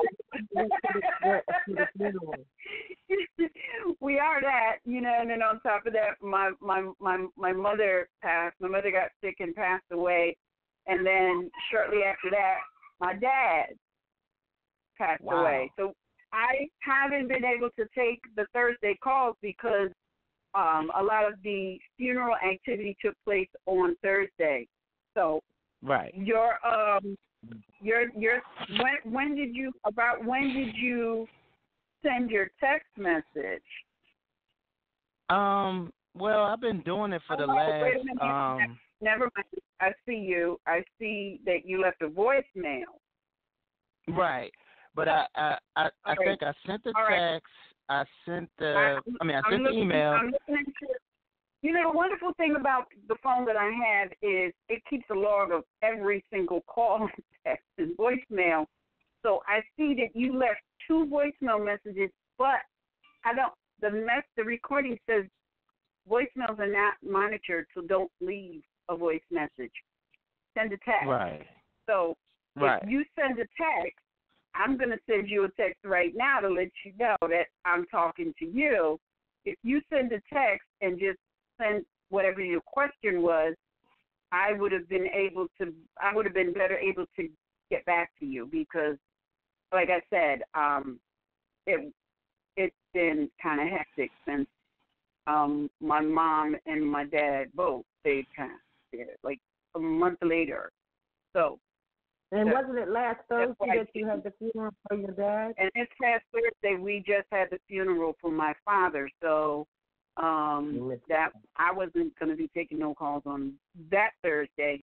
Yeah. So, I kind of understand. Tomorrow, I probably won't take any calls tomorrow because my intent is to get the ones that are waiting to be sealed to get those out. So that's what I'm doing now. But look, I'm sending you a text message right now, and you respond back to me. All right? Okay. And we will talk later. Okay, that's fine. All righty? That I just sent you a text message. Tell me, did you get it? Yes. All right. So I know I got the right one, and you know you got the right one, baby. Yeah, I got you. I got you. All right. So we'll talk. We'll talk afterwards. All right. I will definitely call you and check to see if I have your appellation, and because I did log in a lot last week, and so I can actually check. So I will definitely check it out and let you know. All righty? All right. I'll definitely be once you get back with me, I'll definitely be expecting you because it's like I have at least 1, 2, 3, 4 other brothers that are going to be going through the same process. And I was like, they were asking me like a whole lot of questions. So I'm like, listen, I don't know the full process. Tell them to go to the website. No, I mean, for real, because they need to read everything on that page. They shouldn't be trying to so much your brain. No. I'm saying it in a sense because basically the problem here is that I'm not in contact with a lot of brothers. I've only actually ran into Brother Azad that's here, and he helped me, with the process because we didn't have other Moors here. I couldn't sign. We couldn't have 2 signatures. So we talked to Brother Cujo, and he was like, I guess he got in contact with you, and he was like, listen, the sister said, go ahead and send the paperwork with Azad's signature on there, and then, you sign your part, and they'll take care of the rest. So I told him to wait because we knew that we needed to have Moors that had, their nationality and everything established, signatures established, so they could sign for them. Let me just ask you this. What do you mean by Moors that have their nationality? Well, not that they have it in a sense. I mean, once you know it and you understand what the nationality is about, you have it because it's mental. The outward manifestation of us actually signing our proclamations and stuff like that is the physical paperwork. That's the outward manifestation of what's happening on the inside. So before I sent it, I had Azad. I said, listen, what should I do? Because you're the only one that's going to be able to sign as far as that we, if I don't have other Moors here, what should I do? So he called Brother Cujo, and Brother Cujo said, listen, you just sign, have Azad sign, and then send it to, the sister, and she will take care of everything. So that's why I told him to wait, because I was like, I wanted to make sure that everything was right. But if you got, like, say, 5 other people, or just 2 in this case, what she's saying is they don't have to wait to get the process completed in order to be able to sign with their noble title, RVBey. That's all we're saying, is that you don't have to go through that process first, because, like you said, that's the outward. So the brother that's sitting next to you, he may not have gone through the process yet, but he's declared that he's a Moor and he knows it, and he's an RVBey, and he can sign that even though he does not have the paperwork process. Right. Yeah. And see, that's why, let me tell you, that's why we put on the website that you are responsible for finding your own witnesses, because what was happening is somehow it had been skewed that just Roz, myself, and Miz can be the witnesses. And so nobody was witnessing their document with more than 2 or 3 people in their presence. And it became so overwhelming. And we didn't know that was the reason. So that's why we put on the website, look, you are responsible for getting your own witnesses. And because so many people have been so mixed up with this, oh, you can't do it until you nationalize, or you can't do it until you declare your nationality, and there was this huge confusion about exactly what does declare mean, that we said, okay, you know what, send a text message or send an email if you can't find witnesses, because I will ask you, who else is around you? Because I had 2 people that lived in the same, at the same location. They sent their papers separately and said that they can't find any witnesses. 2 people at the same location. So I sent it back, and I said it would appear that this person lives with you, so they can witness it. Right. So the clarity is a bit gray when it comes to witnessing for people. If you comprehend when he said declare, he's saying If you don't do nothing else to clear nationality, he's saying if you don't do nothing else, you better be clear that your lineal descent bloodline of your mother is of a Moorish nature, not a modern European nature. If you clear about that, you're a Moor. Ain't no paper declaring you a Moor. It's the blood, and the blood is from your mother. Right. So that's it. Yeah, and that's what everybody needs to get. And then there will be no confusion about, can you be a witness? You clear about your national lineal descent bloodline? Yeah? All right.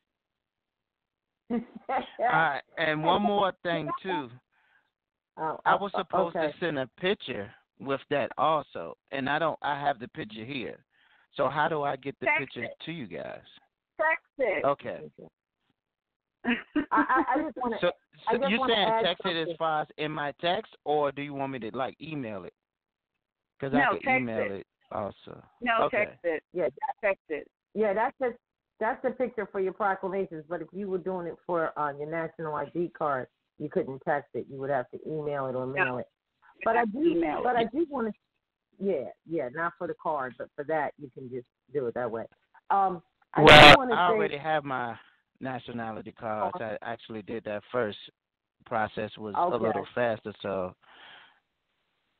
Yes, it is going to always be a little faster. We're like 2 weeks out on cards right now, but that process is always going to be a little bit slower than that. But I do want to say something. This is just apropos for the conversation of and this is not towards you at all, brother. Funny, because when we did put up that we're no longer that you need to be responsible for your own witnesses, so because people were, as he said, they're sitting there and sending six in at one time all together as a group, and none of them were finding each other. So it made it better. But what happened after that is someone put out misinformation. Oh, they're no longer stealing anymore. So that not signing them for witnesses came to we're not stealing anymore, and then all these people started trying to make a service, I guess, of they're gonna witness it or whatever. It was crazy, but right. I just thought I'd do that. Yeah. Yeah. Well, all right. You're good now, right? Yeah. I totally understand. And so we'll talk afterwards. All righty. All right. Islamic, thank you so much for everything. We got one more person, 682-702. I'm not sure if you wanted to comment on what was read that was being discussed here. Yeah, I did. Hello, can you hear me? Mm-hmm. Yeah. Yeah, I had a question about the last brother about the nationality. All right. Actually, this class is about the book that you just read 2 chapters out of White Cargo. Oh, okay. And that's what we're discussing. But if you have a question about the proclamation, did you send an email to the GSNAMA7 email? Yeah, we did. We had the same problem that the last brother did. I guess he was busy. Mm-hmm. All right. And did you call the number that's referenced in the automatic reply? Yes, we did. You did. All right. Problem. Yeah, we did. We did the first week and the second week, but it was. I guess she was busy. Yeah. All right. I'm going to send you a text right now, and and we'll talk via text. Okay. Yeah, because I had a quick. Okay. Yeah, I had a quick question. Right. Can I ask you real quick? Go ahead.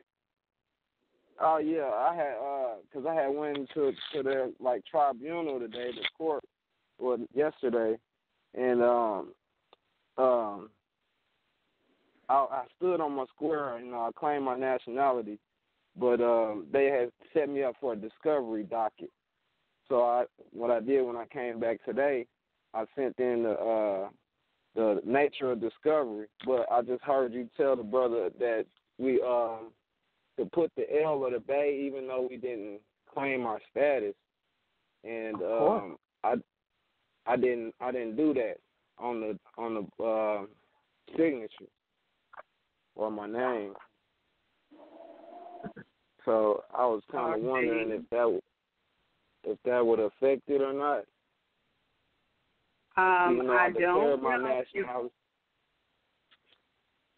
I do not know if it would affect it, because I really don't know what your issue is. But it doesn't matter what the issue is, because as long as you know law, you can get yourself out of any situation. So what I will do is I will send you a text. If I can't get to you today, I will call you tomorrow. All right? All right. I appreciate that. All right. Islam. All right, Islam. All right. Wow. All right. Wow. All right, honors and great. I know you're getting off the call, but the prophet should be happy. It sounds like when the brother said we and the other brother said we, and a lot of brothers, and I trust sisters too, is waking up. It sounds like a whole lot of people to me is waking up. Oh, it is. The prophet's work is being done. And the one brother, the first brother, he demonstrated pretty well when he said, man is mine. So, good work, great work, Mother Roz and Mother Annie E. Well, we trying to keep up, and no, y'all not trying, y'all doing it. You doing it. You doing it. It'll get done. Y'all not trying, y'all doing it. My heart is on it too. My heart is on it too. Yes. All right. Well, look, it's 10:25. Thank you, brother. It's 10:25. That concludes this broadcast. Make sure and check us back here tomorrow at 9 p.m. for Sons of Allah. Hold on, Annie. Brother, what did you say? I thought you said your highest honors to us. Did you say something else? No, I said my highest honors to you, because when man honors man, he honors Allah. I was just giving my honors to everybody. And okay. Y'all, all right. All right. Yeah, y'all doing a good job, and y'all open my eyes. Appreciate that. Thank you. Appreciate y'all. Wonderful. All righty. Absolutely. So make sure and check us back here tomorrow at 9 o'clock for Sons of Allah. That concludes this broadcast. I want to thank all who participated in this reading and discussion. It was, once again, amazing. 2 more chapters left, and then we are done with that book, and maybe we'll just have a whole overall discussion. Oh, maybe we'll reread the Barbados chapter. So we got 2 more readings of this class, of this book. We're going to read the final 2 chapters, and then we're going to read Barbados. See you next Wednesday for the last 2 chapters. Peace and love to everyone, and thank you again for participating. Peace and love.